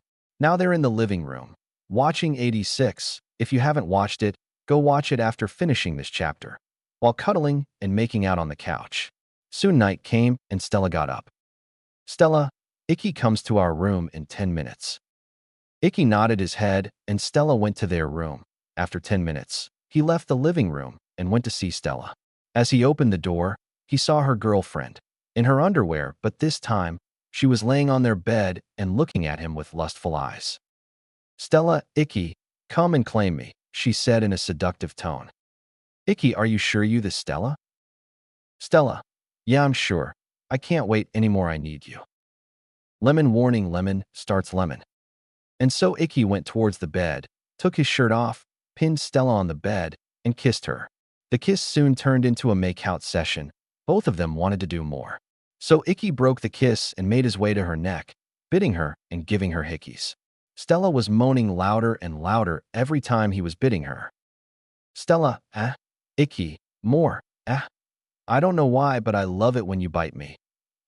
She said between moans. Icky, "Oh, so my Stella is masochist. Well, I guess it fits with my sadistic side," he said with a smile as sadistic as midnight. He then stopped biting her neck, removed her bra, and started licking and biting her nipple and pinching the other one. Stella was breathing heavily due to the constant teasing. She was about to come, but Icky stopped before she could. Stella, Icky, why did you stop? Icky, because you thought you could come so easily while your master hasn't yet, he said with his sadistic tone. Now get on your knees, you slut, he ordered her. Stella had done her best to hide it, but she loved being treated that way by her boyfriend. She was clearly a masochist deep in her soul. She then did as she was ordered, and was now on the edge of the bed, and Icky was standing in front of her, his crotch in front of her. Icky, you know what to do, right? Now take off my pants, my underwear, and start sucking it with your slutty mouth, you bitch. Stella, yes. Master. Stella was in trance. She didn't complain, and she called him master. She was now his pet, being on like a dog. She then removed his pants and underwear and was now in front of his 10-inch erect cock. She was in awe in front of it. She was already thinking of how it would feel inside of her. Icky, what are you waiting for? Be a good dog and obey your master. She started licking the side of his cock like ice cream while playing with his balls. Couldn't hold it any longer. She put it in her mouth and started going back and forth. Obviously, she couldn't take all of it, but she was still capable of taking half of it. Icky put his hand on her head, signaling that he was feeling good. But this was not his only goal. He then grabbed her hair and thrust his dick deep in her throat. In his surprise, there wasn't any gag reflex, which was really great for him. Stella stopped sucking and let him fuck her slutty mouth. As he was putting his dick deep in her throat, she was playing with her boob and fingering herself. After a while, Icky was about to come, but warned Stella. Icky, you have to swallow everything. If you don't, I'll punish you. And he came inside of her mouth, deep in her throat. Unfortunately, or fortunately, she wasn't able to swallow everything as some cum left her mouth and was sinking over her body. Icky, so you choose to disobey me. You've got some guts, but I'll punish you. Stella was looking forward to the punishment. She was a slut who loved getting ordered around by her boyfriend and only him. He then turned her around, pressed her head against the mattress, raised her ass, and put his dick at her entrance, and was caressing her. Stella couldn't take the teasing anymore. Stella, please, master, put it in, she asked, but it was not enough for her master. Icky, this is not good, my dog. You have to properly beg for it, or else I won't give it to you, he stated as he stopped teasing her. Stella, who was a bit panicked, started begging. Stella, please, master, give this slutty slave your godly cock. I beg you to put it in, she said in her slutty voice. It was enough for Icky, as he thrust his cock into her in one move, going all the way. She wasn't bleeding since her hymen was already broken due to her training. And so they began to fuck. Every time his cock penetrated her and reached her womb, Stella felt as if her mind was going blank. The only thing she could think of was the pleasure her master was giving to her. But Icky had an idea to intensify their fun. He then grabbed both of her twin tails and pulled them towards him. This way he could go deeper into her slutty girlfriend, and Stella was getting a lot more pleasure from being fucked and being hurt by the man she loved. They continued their play for 40 minutes, and they were now reaching climax. Icky, Stella, I'm coming, he said while moaning. Stella sighed. Ah, come inside me, babe. Ah, she screamed between moans. Both climaxed together. Icky and Stella fall over the bed and were breathing heavily, tired from their wild first time together. They cuddle together and say to each other, Stella, I love you, Icky. Icky, I love you, Stella. And then fall asleep in each other's arms. Narrator POV. It's been 1 week since our lovebirds shared their first time, and their parents knew that they did the deed. Why? Because Stella was unable to walk for 3 days straight, since we can't say that Icky went easy on her, so he had to carry her around the house, because for her it was his fault, even though she's the one who asked for it. But he executed cause he didn't want to feel her wrath. He was stronger than her, but when she was mad, she could destroy a city in one swing. Right now they're in front of their parents because Icky announced that he wanted to go back to Japan to try the UA entrance exam, which was in 10 months, and Stella wanted to accompany him. James, are you sure you want to go back? You can still go to the best school in France, and it's just behind UA in the world's ranking. Icky, yeah, I'm sure of it. It's been my dream school since I was a kid, and I know I'm going to ace the exam. James, aren't you scared of seeing them again? You know that All Might and Green Majesty are going to be teachers there. He asked. It would have been normal since all the bad things they did to him, but the young man has already made up his mind. Icky, of course. I would rather not see them again, but I would not let them block me and my dream again. And besides, nothing is scarier than you during training or Stella when she's angry. His statement earned him a chuckle from his mother, a small smile from his father, and a pout from his lovely girlfriend. Icky, Stella, right now you're not scary, but really cute. Stella, of course I'm cute and you're lucky to have someone like me in your life, she said while puffing her a pay is truth chest. By the way, which side are you on? Flat is justice, medium is premium, a pay is truth, thighs save lives, lowly is policy, all size makes the hood rise. I'm waiting for your answers. Icky, you're right, I'm lucky to have you, and I won't change you for anything in the world because I love you. Stella, aw, Icky, I feel the same, I won't change you anything in the world either. I love you, Icky. And they shared a kiss, ignoring their surrounding until their mother made them stop. Mana ahem. At the sound of their mother, both of them stopped and looked away while blushing and clearly embarrassed. Icky/Stella sorry. James, haha. You two are adorable. They remind me of us when we were young. Don't think so, Mana? Mana, chuckle I must agree with you, darling, but we should go back to the topic. James right. Mana, so Icky you want to go back to Japan and Stella you want to follow him. Am I right? Icky yes. Stella, that's right I don't to be separated from him. Mana, I see. I don't have any problem with that, but you two will have to be engaged so that I can let you go. Icky, okay that won't be a problem. Stella, I don't mind. Icky wait what? Stella way odd. Mana, you heard me right. You two have to be engaged. Icky, but aren't we young to be engaged? Mana, it's not a problem. It's not like I asked you to marry each other right now. You could do that after graduation. Stella, but why? James, for two reasons. The first is that in the tradition, the son of the Tsujikuni has to marry the daughter of the Vermilion. It has been like that for a very long time now. Point 3. Mana, and the second is that you two have already had sex, and you'll be living together and alone. I don't want Stella to pregnant while you're not engaged. Icky, well it's a big decision. Mana, are you saying you don't want to? Icky, I didn't say that. I love Stella with all my heart, and I know she's the one I want to grow old with, so I don't have any problem with it, but I don't want to force Stella into a decision. Mana, so Stella, what's your decision? Stella, I love Icky too, and I can't see myself with someone else, so I don't have any problem with it. No, I would love to. Icky and Stella looked at each other and hugged each other. A few seconds they broke the hug, but were still holding hands. Mana, I see. I'm happy for you. I'm going to get something to wait for a bit. She got up and went to search for something.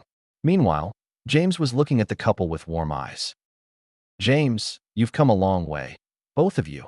I'm really proud of you, but still a little sad that my princess is growing so much.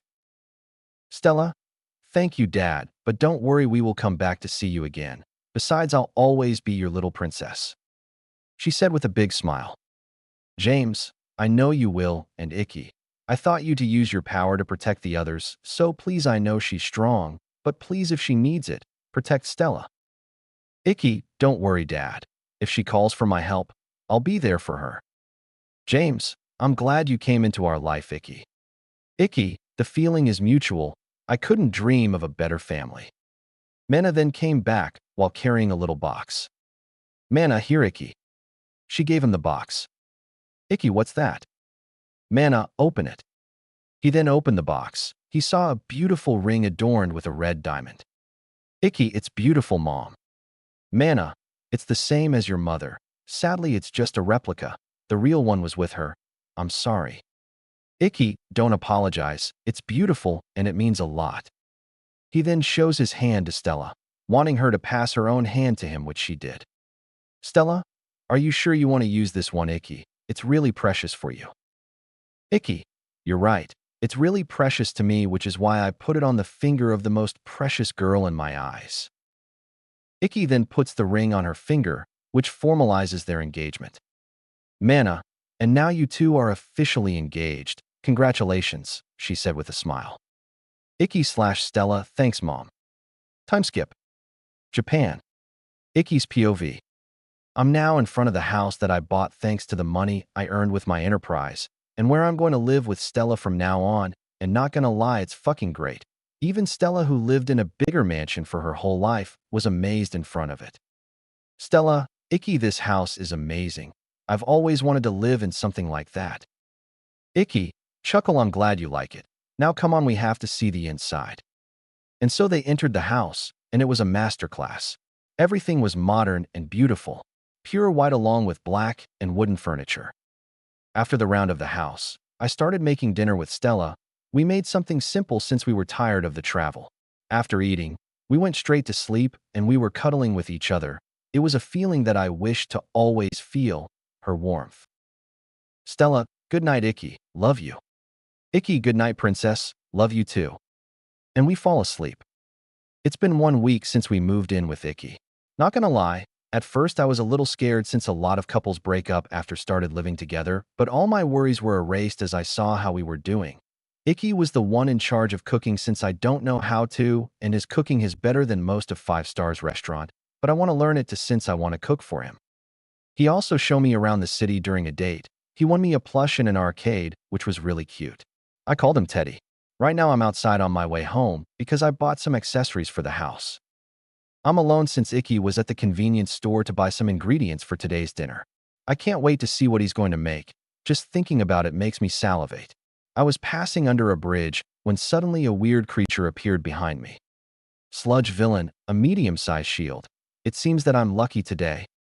Stella, you listen, Min, I'm not someone who judges others, but you're fucking disgusting. I said, I know it's bad to judge people, but look at him. He looks like a bad character from hentai. SV, don't worry, just let it go. I'll make sure to absorb you peacefully. Let it go? Absorb you? Because that bastard thinks he can touch me with those weird sticky tentacles? The only one who can touch me is Ikki. Now that I think about it, we didn't do it since we moved in. I want him to touch me. Maybe that's not the best moment to think about that. Stella, do you really think I'll let myself go to some weird shit slime? SV, IT was not a question, but an order. He then rushed at me trying to attack me. Keyword, trying.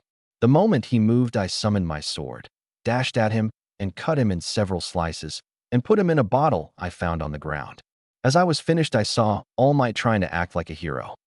All Might, fear not, citizen, because I'm Stella late. I corrected him. I know that this bastard is one of the people who made Ikki's life a nightmare, so I don't respect him, not as human, nor as a hero. All Might, oh, I see. Are you the one who beat him? Stella, are you seeing someone else besides me here? Damn, he's an asshole and a dumbass. How the fuck did he manage to become the #1 hero? All Might. Huh. Congratulations, young girl, but you must hand me the bottle so I can take him to the police.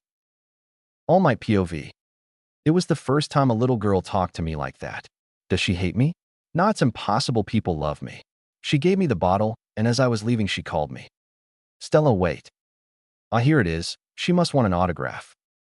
All Might, yes. Stella, I have someone that I hold in my heart that wants to become a hero even though he's quirkless. Do you think he can do it? It reminds me of Izuku. If I told him to not give up on his dream, he would still be here, but it's still dangerous. All Might, no, it's impossible. Hero is a dangerous job, and if you don't have a quirk, you can't defend yourself.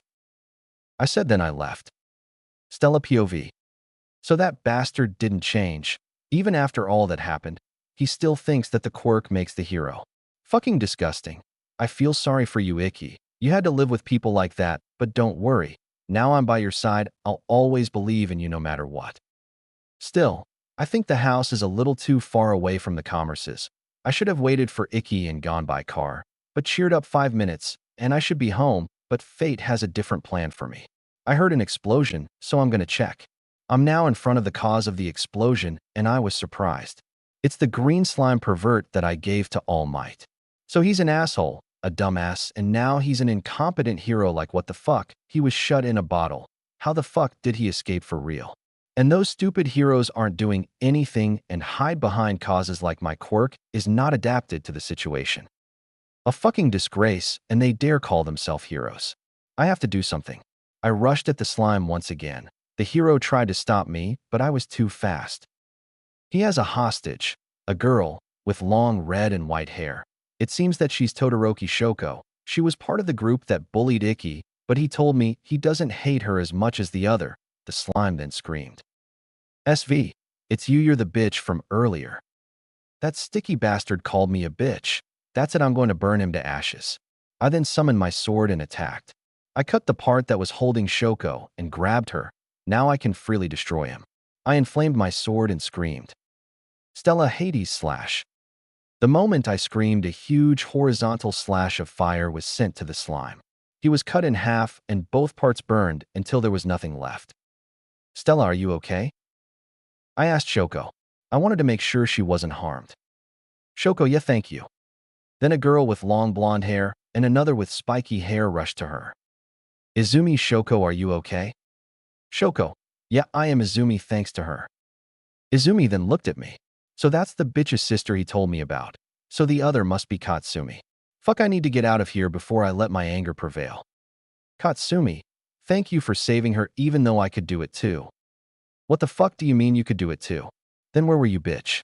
I really need to go. Stella, no problem. I started to walk off, but Shoko asked a final question. Shoko, wait, what's your name? Stella, my name's Stella. I said without looking back. I was out of the dead end when someone grabbed my shoulder. I looked back and saw Kimui Woods. KW, you do know that I have to arrest for illegal usage of your quirk. Stella, the fuck? So I saved the person who you didn't even try to save, and that's how you act. I said with anger, first the slime, then the bitches and a fake hero. At this point, I'm no longer able to act calm. KW, Micah. Stella, your quirk wasn't suited for the situation. A true hero would save someone by all means, so don't even try to use that excuse. As I was glaring at him, the other heroes looked down in shame while the crowd was cheering after hearing what I said. I walked into the crowd to lose the hero and finally go back. I'm finally home, what a day. Stella, Icky, I'm home. Icky, hey Stella, I'm in the kitchen. I went to the kitchen and saw Icky cooking. I was surprised. Not because he was cooking, but because he had a cat sleeping on his head while he was cooking. And it's fucking adorable. Stella, Icky, why do you have a cat on your head? I asked while blushing from the cuteness. Icky, well, you see. Flashback. Narrator POV. We see Icky with a bag full of groceries walking back home. As he was walking, he heard a meow. It was a small sound, but his earring is really developable. He was heading to the sound, and when he arrived, he saw a white kitten in cardboard. Icky, hello there, little cutie. He said to the cat. The cat looked at Icky as if she understood him. He started petting the cat, and she purred happily. Icky, you're so cute, and it seems you don't have parents. Do you want to come with me? He asked the cat. He wasn't expecting a response, but rather a sign. As a sign, the cat jumped on his head and sat on his hair. Icky, I take that as a yes. He said happily. He started to walk home while searching for a name for his cat.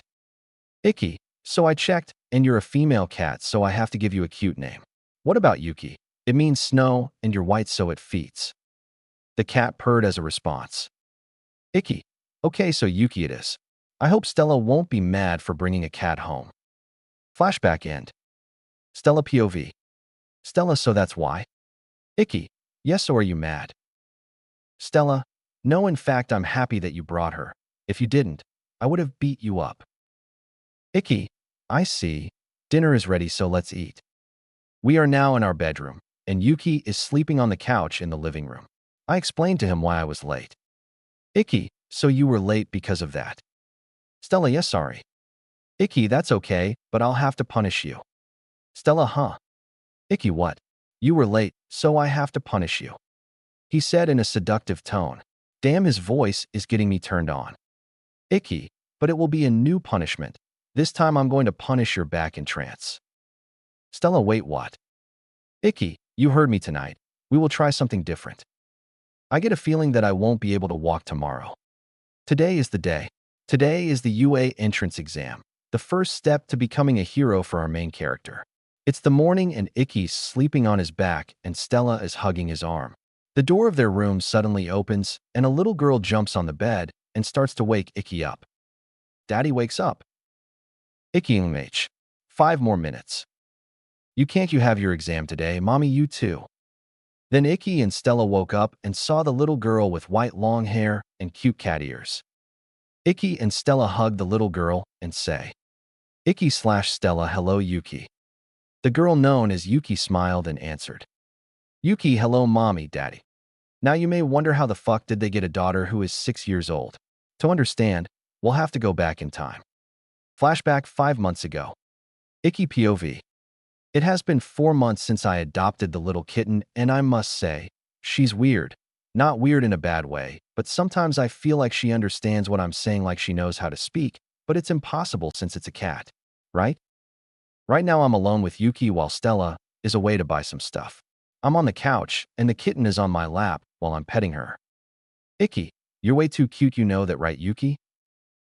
I asked the kitten. I wasn't expecting an answer, but then something happened that freaked the shit out of me. Yuki, thanks, daddy. The kitten answered, so she's talking. She's talking? Icky, what the fuck? Yuki, daddy, don't scream. Icky, how do you want me to not? You're a cat, and you're talking. Yuki, I'm not really a cat. Icky, what now? Yuji jumps off his lap, and suddenly a light appears around the cat's body. Once the light died, it revealed a cute little girl with cat ears. Icky, okay, now I need an explanation. Yuki, you see my quirk is called cat change. It's not powerful. I can just transform myself into a cat, and I have cat ears when I'm in my human form. When my quirk manifested, my parents abandoned me because of my ears. They are people who hate mutant quirk, so I wandered around the streets in my cat form since it's easier to survive that way. Then you found me, and it was the best moment of my life. Every day has been filled with joy, so I decided to show you my real form because I thought you'll still love me. She said while looking down. So that's why? Like me, she was treated harshly because of her quirk. I'm sorry you have to go through something like this. I then stood up and went to her. She was still looking down. Yuki, please God, if there is one, please I beg you, I want him to still love me. I then hug her, and she seemed surprised. Icky, don't worry, I won't abandon you. I'll still love you as my daughter. She then cried and hugged me back. Yuki, thank you, Daddy, thank you, thank you. Flashback end. Narrator POV. Now, Icky, Stella, and Yuki are in the car's direction UA. Yuki is with them since they couldn't let a 6-year-old girl by herself. They arrived at UA. Yuki went with Stella since she's taking the recommendation thanks to her father, but Icky refused it cause he wanted to prove himself. Icky POV. So this is UA, the entrance is big. Well, it's not the moment to think about that. Right now I have to pass the exam. As I was walking forward, I saw a girl who was about to fall, so I quickly rushed to her and grabbed her before she fell. Icky, you should be careful next time.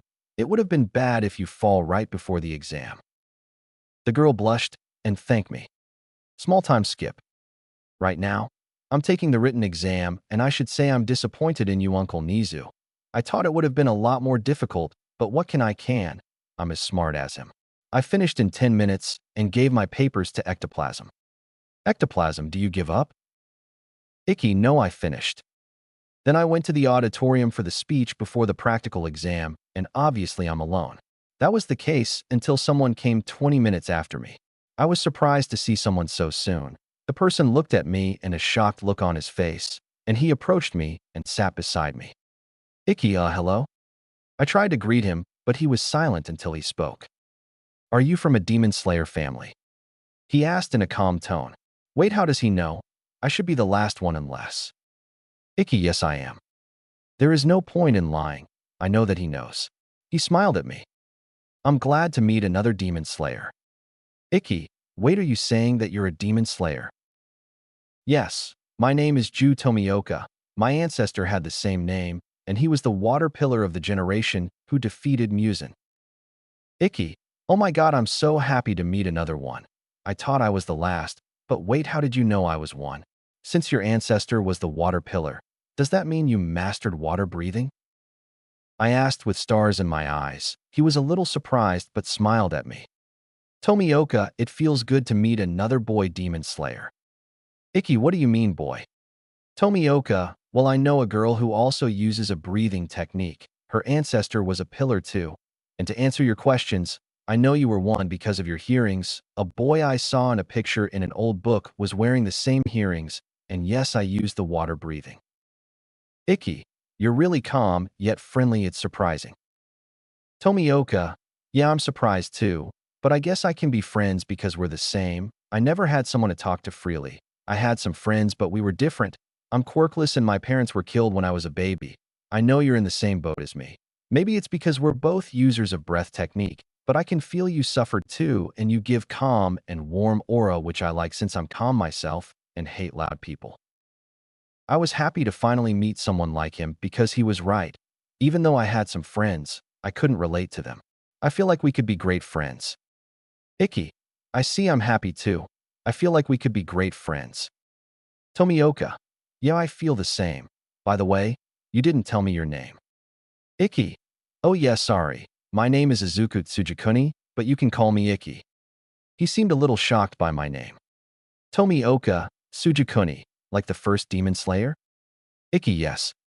Tomioka, holy shit, so you can use the sun breathing? Iki, yes I can. Tomioka, damn, I guess your hair and eyes color fits well. Since I'm gonna call you Iki, you can call me Ju. He said with a smile. Iki, no problem, Ju. As they were talking, all the students were now in the auditorium and Mike entered.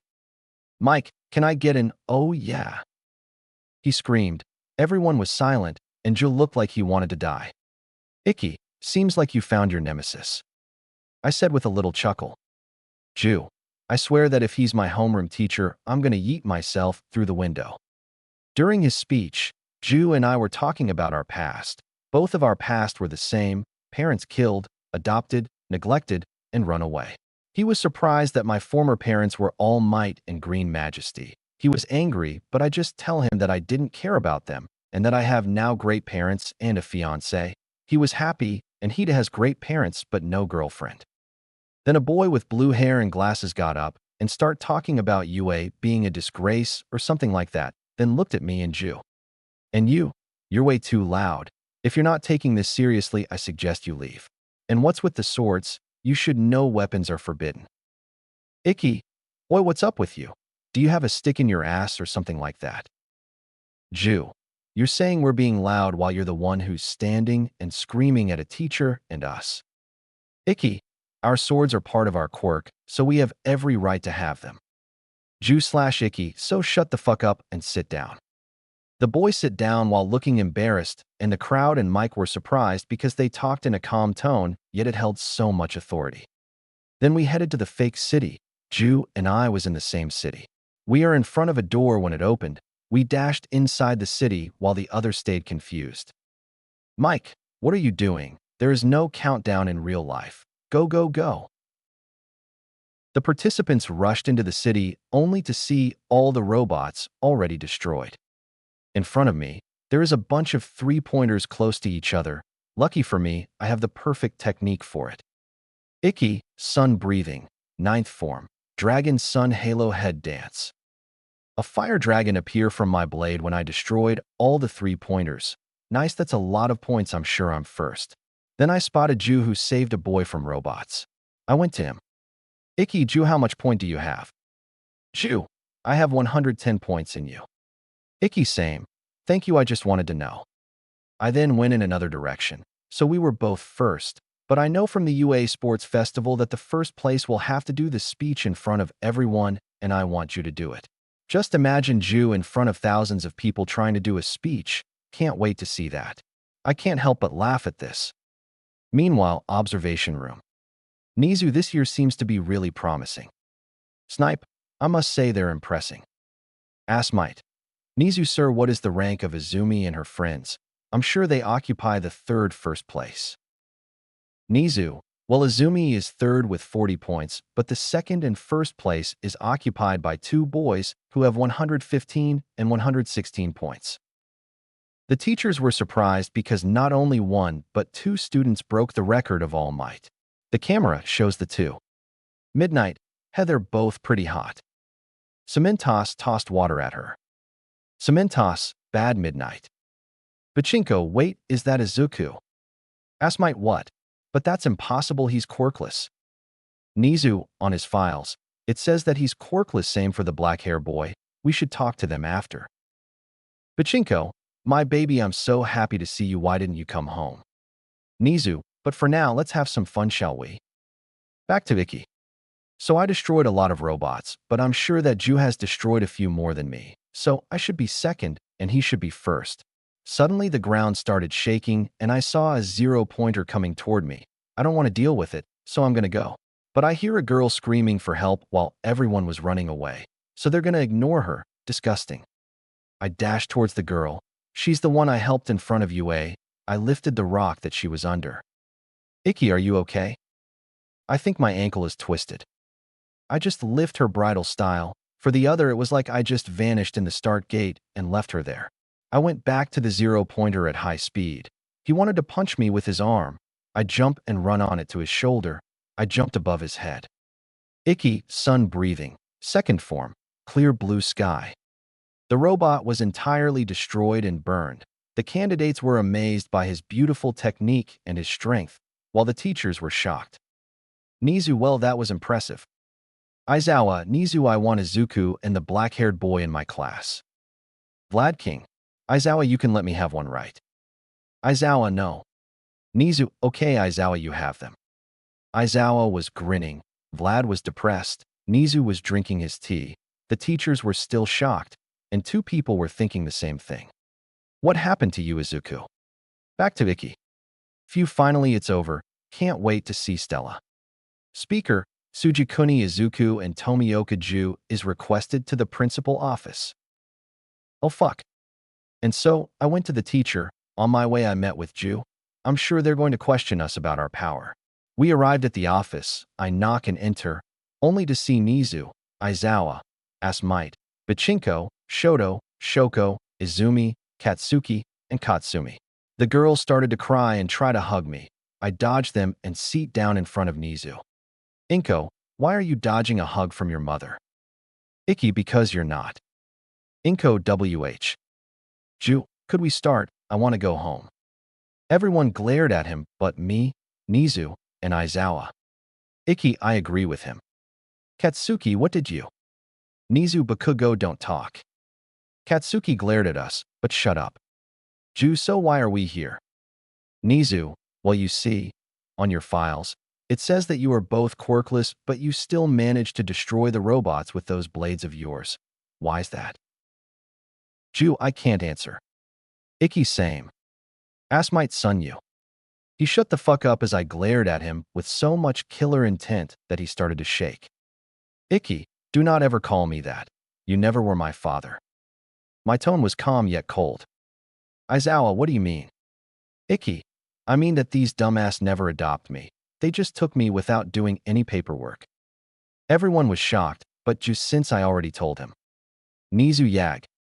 Ikki, like I said, they didn't adopt me, so my legal isn't Yagi. It's Tsujikuni, my mother's name. I have the papers to prove it. At this point, Inko and Izumi were crying. Aizawa, you're so dumb, he said while looking at All Might and Inko.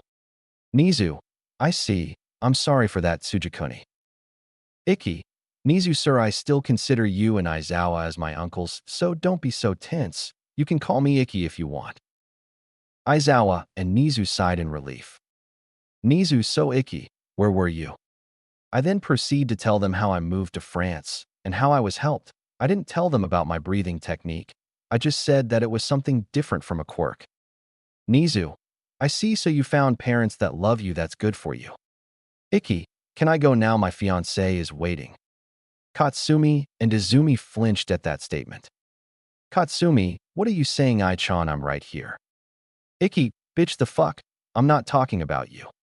Katsuki, Deku, I'm going to kill you.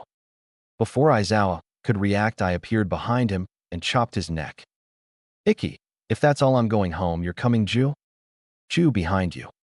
Asmite, hold on son, I never agreed on you having a fiancé. He tried to grab me, but Ju hit him in the solar plexus. Ju, you're really annoying, so shut the fuck up please. Izumi, Oni I-chan, please, I'm sorry, forgive me, and come home. Ikki, first don't ever call me that. I never was your brother, and I'll never go back with you, bitch. Izumi, Katsumi, and Inko are crying like bitches. Asmite is on his knees trying to catch his breath. Shoto and Shoko are in front of me, and they bowed. Shoko, we're really sorry, we should have to help you, and don't hurt you. Ikki smiles, it's okay, I don't hate you. You were always holding back and never really hurt me, so I forgive, but try to do something like this, and I'll break all of your bones. Shoto/Shoko, got it. Nizu, Ikki, before you go, may I ask who is your fiancé? Ikki, her name's Stella Vermilion. Nizu, oh, so she's the one who took the other exam. Ikki, yes. Nizu, I see. Well, tell her she passed. She'll be in class 1A along with you and Tomioka. Ju, good thing I'm with you. Ikki, yeah, that's great, now we should get going. Do you want me to drop you? Ju, with pleasure. And so we finally left the office. What a tiring day, and it wasn't because of the exam. 1 week has passed. It was peaceful. The couples received their letters saying that they passed. Well, they already knew, but still. Ikki was second and Ju was first place. He was so happy he couldn't wait to hear Ju's speech at the festival. Ju met Stella and Yuki. They became friends, and Yuki started calling him uncle. Right now, Ikki and Stella are on their way to Class 1A. Stella was wearing the whole uniform, whereas Ikki was only wearing the shirt, without the tie, without the blazer, and with the first button undone. Yuki was with them. She was in her cat form and on Ikki's hair while sleeping. Nizu and the teachers were informed about her. They arrived in front of the door. Stella, damn, it's huge. Ikki, that's what you said the first time we had sex, he said with a little laugh. Stella blushed and stuttered at his remark. Stella, Bobby Baka, why are you saying that right now? Ikki, because it's fun and your reactions are cute. As they were about to enter, they heard someone shout. Ikki-sai, it's 8 in the morning. Ikki's POV. I opened the door and I immediately spotted the two students who were screaming, and obviously, one of them is Katsuki. The other is the blue hair asshole. Get your feet off the table. It's disrespectful towards UA and our upperclassmen who stood there before you. Katsuki, who do you think you are, Sonic wannabe? Ida, my name is Tenya Ida, and I came from semi-private academy. Katsuki, an elite. I'll be having fun while crushing you. Ida, crushing me? That's not a way to talk to your classmate. He stopped talking when he saw me and Yuki. He made his way towards me. Ida, you, why do dash? I just ignore him and seat beside Ju, who was already there, his head resting in his arms. Stella sat behind me. Ikki, yo, Ju. He looked up and saw me like I was his savior. Ju. Thank God you're here. They just didn't want to shut up, and hi too. Hi Stella, he said tiredly. Stella, hello Ju, you look tired. Ju. Yet class hasn't even started that they drain me of all my energy. The door opened again only to reveal the face of the Todoroki's twins, Izumi, Katsumi, and a brown hair girl. Ju, oh no. Ikki, I feel you Ju, but it's gonna be okay.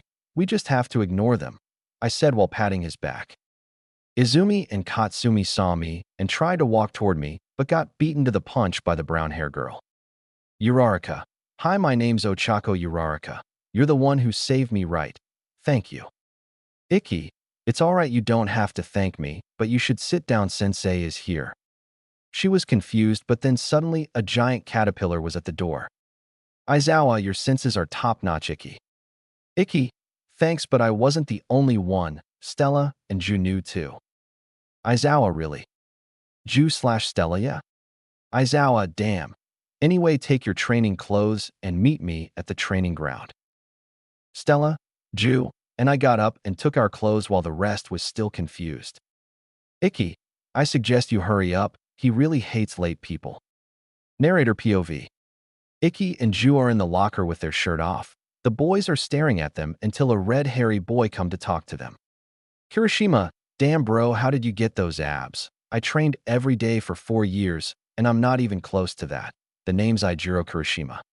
Ikki, hey Kirishima, I'm Tsujikuni Izuku, and for my abs, well, let's just say that my training is like death, but we can train together sometimes if you want, he said while smiling. Ju Tomioka Ju. Kirishima, I would love that Tsujiku bro. And then they did a fist bump. Mineta, guys, there is a hole in the wall. We can peep. Ida, stop Mineta, it's very hero unlikely, he said while doing his hand chops. Mineta, I don't care. I get to see the blonde hair girl's thighs, the black hair girl's waist, the crimson hair boobs. Ju, he fucked up. Kirishima, what do I dash? He didn't finish his sentence because of the sudden pressure. They were having a hard time standing up. The reason for the pressure was Ikki. He was slowly making his way to the dwarf. Ikki, I dare you to look at my fiancée with those filthy eyes. I'll break all of your bones and rip your head off if you dare to even think about her. Do I make myself clear? He was talking with a calm voice, and that was why it was so scary. His eyes were calm, yet you could feel all the anger behind them. Mineta, yes. He was shitting himself. The pressure died, and the boy sighed in relief. Ikki, good, now get the fuck out of my sight. He immediately left. Then a voice was heard behind the wall. Stella, thank you, Ikki. Icky, you're welcome, princess. Flashback few minutes. Stella POV. I was changing, but I felt all the eyes on me, but two of them weren't friendly. A girl with pink skin talked to me. Mina, holy shit, I thought Yoroza had the best body, but you clearly beat her. I'm Mina Ashido. She said with a friendly smile. I wasn't embarrassed since I'm proud of my body thanks to Icky. Stella then dash. She didn't let me finish. Mina, wait, is that a hickey? Okay, now I'm embarrassed. I completely forgot last night. Everyone is now blushing, but the two bitches who seemed angry at me. Stella dash. I didn't know what to say, and Mina didn't stop the teasing. Mina, who did this to you? Is it the boy you went to class with? What's your relation with him? Stella, he's my fiancé. I didn't stutter this time. I wanted to let them know that he's already taken. Mina was shocked as everyone before she could say anything. We heard someone saying that there was a hole in the wall. The girls were about to do something when he mentioned them, but when he was talking about me, we could feel the pressure so dense we could cut it with a knife. I couldn't help but smile when Icky was protecting me. Stella, thank you, Icky. Icky, you're welcome, princess. The girls were a little bit jealous of me.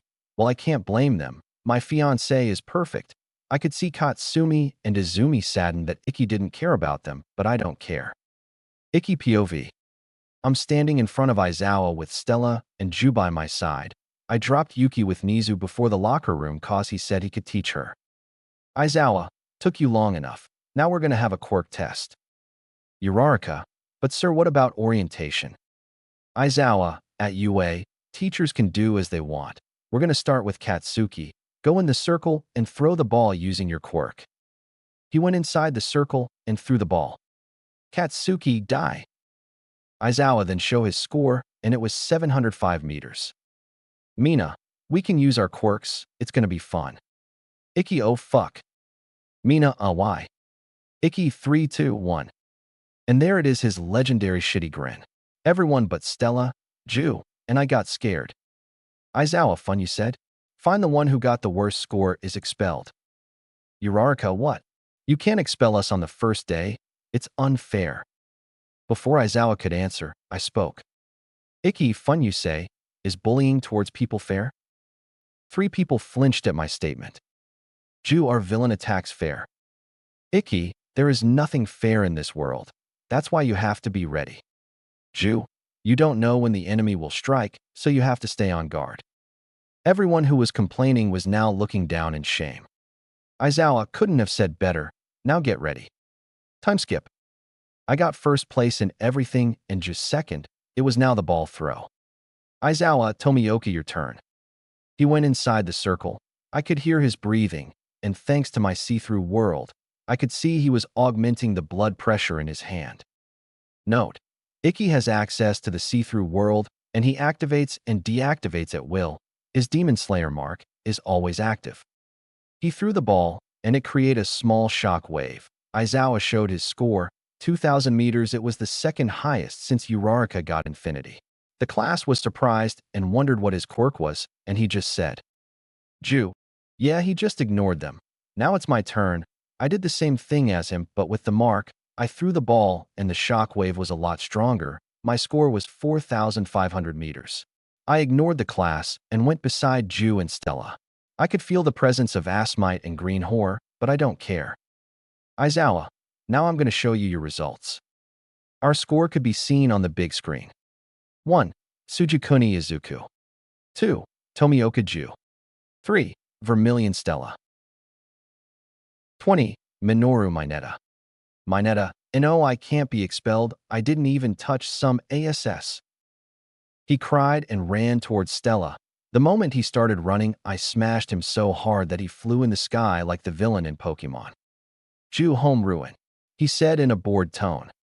Aizawa, the whole expelled thing was a lie, but since he tried to assault a student, Minoru Mineta is expelled. No one was sad. It's only been an hour, but they already knew Mineta was a pervert and a degenerate. It's on this note that our first day at UA ended. It wasn't great, but I guess it wasn't bad either. Time skip. Stella and I made our way to Nizu's office to pick Yuki up. Ju had already left since he was tired. Sadly, we met Asmite and his wife. Asmite so dash. Icky ahem. Ask my Sugakuni me and Inko need to talk to you in private. Ikki, no, I don't want one for all. The two of them were shocked. Inko, how dash? Ikki, it doesn't matter. My answer is the same now. Move, I need to get my daughter. Inko can dash.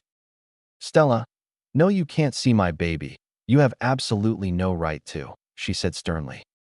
Inko got angry. Inko, it has nothing to do with you.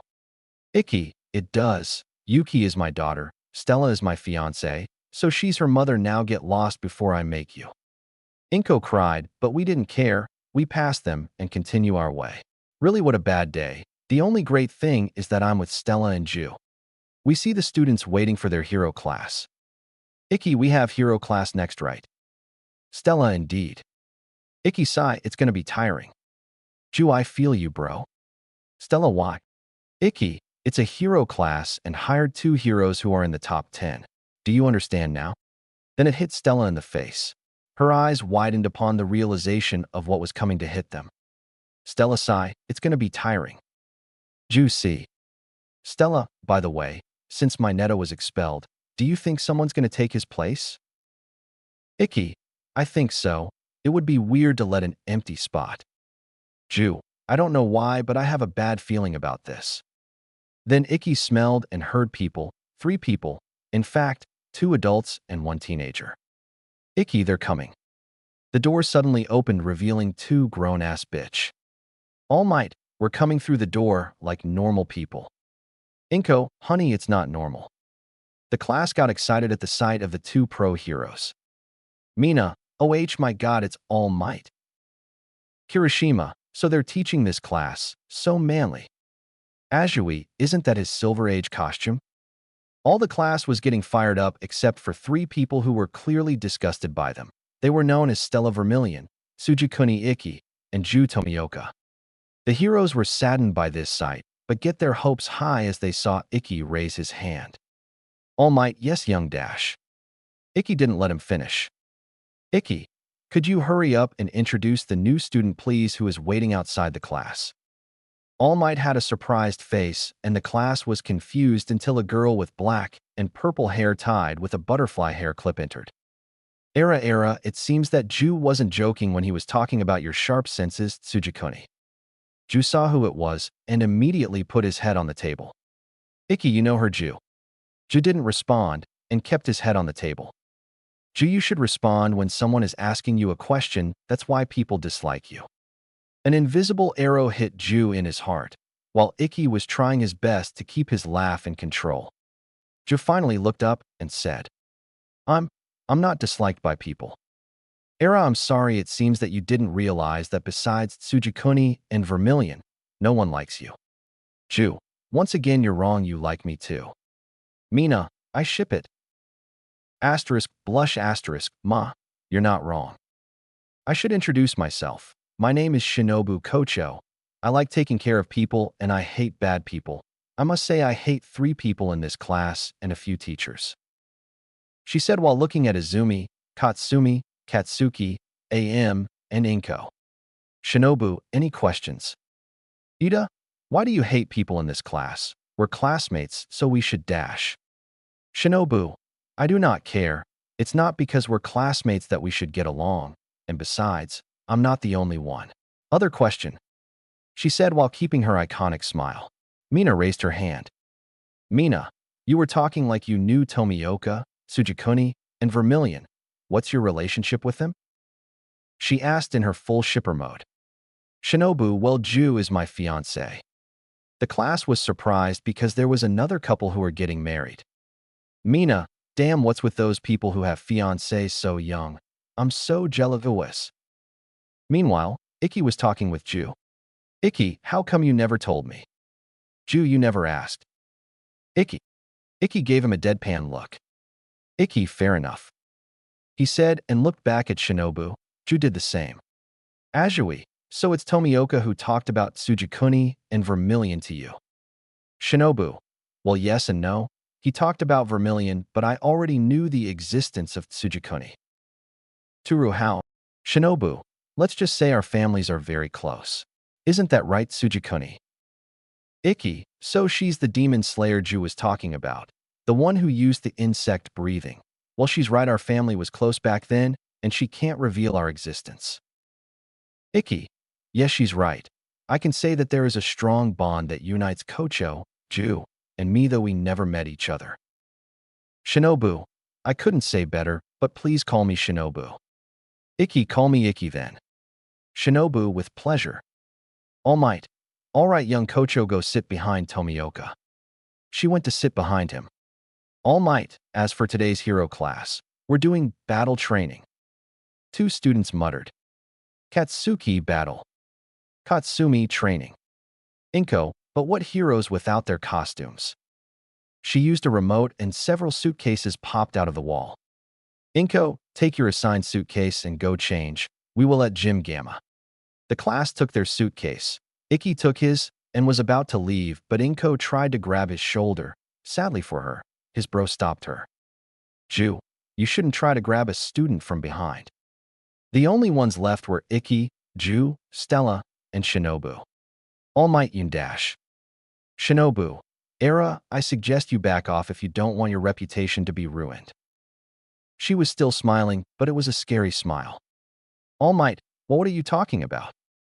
Shinobu, I'm talking about the neglect. Inko, howdy dash. Ju, we all know, so back off. They back off, and the group made its way to the changing room. Icky, thank you both of you. Ju, no problem, bro. Shinobu, you don't have to thank us, we're all family, so I have to care for my little brother. Asterisk, giggle asterisk. Icky, I agree with the family thing since we're the last one, but since when I'm the little one, I'm more of a big brother. Shinobu, Era, when is your birthday? Icky, July 15th. Shinobu, mine is February 24th. Icky, fuck. Shinobu, no cursing, Ototo. Ju asterisk laugh. Stella, I feel like I'm being left off. Shinobu, don't be, I said we're all family. You too, Stella. Stella, really? Icky, of course, you are, you're my future wife. Stella wrapped around Icky's arm. Stella, that's right, I'm your future wife. She said while giggling. Shinobu, Era, I feel like I want to do that too. And she did the same, but with Ju. He sighed, but let her be since he loved it as well, but don't want to say it. Time skip, ground gamma. All Might, you all look amazing now dash. Kirishima, wait, All Might, Sujikubro is not here. Mina, neither Vermilion, Tomioka, and Kocho. Inko, MMH were AR dash. She couldn't finish her sentence because footsteps could be heard. Stella arrived. Stella, sorry for the late. My costume was a bit hard to wear around the chest area. Her costume was a simple black dress with white straps and white long sleeves, along a gray collar. All Might, it's okay, young Vermilion, but where are the others? Stella, they're coming. Once again, footsteps could be heard, and the three students have arrived. Ju, sorry for the late. Shinobu, yeah, we had some difficulties. Icky, I didn't know Haori was so hard to wear. All the eyes were on them and their costume. Kirishima, holy shit, you look so manly. Mina, you look like a team. It's awesome. Shinobu, a team? It would be good to work together in the future in the same agency. Ju, I agree, like the new Demon Slayer Corps. Hagakure, the what? Icky, it's nothing, but I agree too. We could be the pillar, like the insect pillar, the water pillar, and the sun pillar. Stella, ahem. Icky, and the flame pillar. Don't worry, I didn't forget about you, don't worry, babe. By the way, I love your costume. And he kissed her forehead. Stella, giggle. You better be, and thank you, I love yours too. Shoko, Icky, what do you think of mine? It was a girly version of Shoto's costume. Icky, it looks great. Shoko, thank you. Izumi and Katsumi were waiting for Icky's compliments, but they never came. All Might, now that everyone is here, let's proceed. Today we're going to do a 2 versus 2, heroes versus villain. The team will be draw aleatory. Ida, sir, why aleatory? Before All Might could answer, Stella did. Stella, Ida, pro heroes don't always work with people they know, so it's a good way to improve our teamwork with someone you know nothing about. Ida, I see. Sorry for the lack of understanding. All Might, it's alright now, let's see who is with who. Here's the team. I'm only gonna do the important cast. Heroes, Ikki Shinobu villains, Izumi Katsumi. Heroes, Jushodo villains, Katsuki Shoko. Heroes, Stella Momo villains, Hagakure. Beside Ikki's match, I'll just say who won and who lost. All Might. All right now everyone besides the first group comes with me. Villain, you can enter the building. And so Izumi and Katsumi entered the building, leaving Shinobu and Ikki alone. Shinobu, I feel like it wasn't aleatory. Ikki, no shit Sherlock. Laugh, you're funny I give you that, but seriously what are you gonna do about it? Ikki, I'm gonna enter and destroy them. Shinobu, era, so my presence is not welcomed. Ikki, do whatever you want, but I don't mind you staying here. Shinobu, I don't mind staying here, but on one condition. Ikki, what's your condition? All Might, heroes can enter the building. He yelled into the microphone. Shinobu, show them the power of a pillar. Ikki, with pleasure. Shinobu, good luck, Ototo. Ikki entered the building. O.R. Azui, why Kocho is staying there? Ju, so they want to do that. Siro, what do you mean? Stella, let's just say Ikki has some business with Katsumi and Izumi. Lucky for him, they're on the same team. It's like it was on purpose, right, All Might?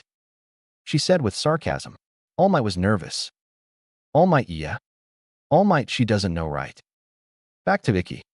I can smell them on the 5th floor with the bomb, so they're just gonna stay near the bomb to protect it. No, it's not for that. They want to be alone with me so they can talk. What a pity. I arrived in front of the room where the bomb is. I opened it and saw them. Ikki. And here I thought Katsumi was the type to rush things. Why is that? Katsumi. I-chan, we want to talk. We want to apologize. Izumi. She's right, Oni I-chan, we never wanted to hurt, we wanted to protect you. Ikki, first of all, you can't call me with the surname or Oni I-chan. We're not friends, and we're not related. Second, protect me. Don't make me laugh. If protect means to you beat the shit out of someone, then we have a different vision of this word. Third, I won't forgive you. Do you really that all the pain will go away with mere words? Sorry, but we're not in Naruto. Izumi on dash. Ikki, what did I tell you? You have no right to call me that. Katsumi, then I'll just beat you and show you I'm better than the red cow. She started raising her arm to shoot an explosion, but the second she finished her sentence, a fist was right in front of her. The punch was so strong that she was sent into the wall. Ikki, I don't care if you talk shit about me, but if you insult the one I love, then I'll break all your bones. Katsumi was knocked out and Izumi was scared. Scared of his speed, his strength, and scared of his tone. It was not loud, but in containing so much anger that she could barely move, but she still took a fighting stance. Ikki, oh bold of you to assume that you can beat me. Izumi, I will. Izumi shooted a psychic ray towards him. Ikki, sun breathing. Third form, burning bones, summer sun. The user unleashes 2 horizontal slashes to hit or defend from incoming attacks. The laser was cut into pieces and Izumi was dumbfounded. Izumi, how? She didn't have the time to react that I was already in the air behind her. Sun breathing, 5th form, fire wheel. The user leaps behind the opponent and spins in the air downward, releasing a sword attack in a circular motion. Izumi was on the ground screaming in pain with a wound on the back. I went in front of her. Ikki, you know, there is a way for you to be forgiven. Izumi looked up with hope in her eyes. Ikki, stop being a bitch all the time. Never call me Oni-chan again, and don't try to befriend me. Like complete stranger. Those were my last words before she passed out. All Might, Heroes team win. Phew, it was easy. Now I have to deal with the class. It doesn't matter. Ju, Stella, and Shinobu should be able to help. Everyone is seen in the classroom waiting for Aizawa-sensei for homeroom. The students are talking to each other, but one is clearly upset at her fiancé. Stella, how? Ikki, even if you shoot like that, I still don't have the answer. Stella, it's so frustrating. Ikki, Stella, chill out. Stella, no. Stella, how your hair is so soft? Yes, you read that correctly. Stella is currently behind Ikki. playing with his hair, styling them, or patting his head. Stella, I wash my hair every fucking day. I use the best product. I take care of them more than myself. And yet I can't have them as soft as yours. She said while fake crying. Icky, are you jealous about my hair? He said in a playful tone. Stella, slight blush. And no, I'm not. Why would I be jealous over your hair? Icky, that's strange. Even though Yuki has softer hair than you never lash out at her. Why is that? Stella, you're talking nonsense. Why would I be jealous about my child? It was at this moment that she knew she fucked up. Icky, smirk, so you are jealous. Stella is now a blushing mess. Stella, no, I am MH dash.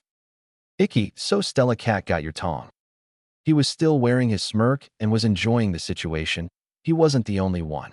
Ju and Shinobu, who were seating next to them, were enjoying it like they were watching a drama. Stella, F5 fine, I'm jealous about your hair.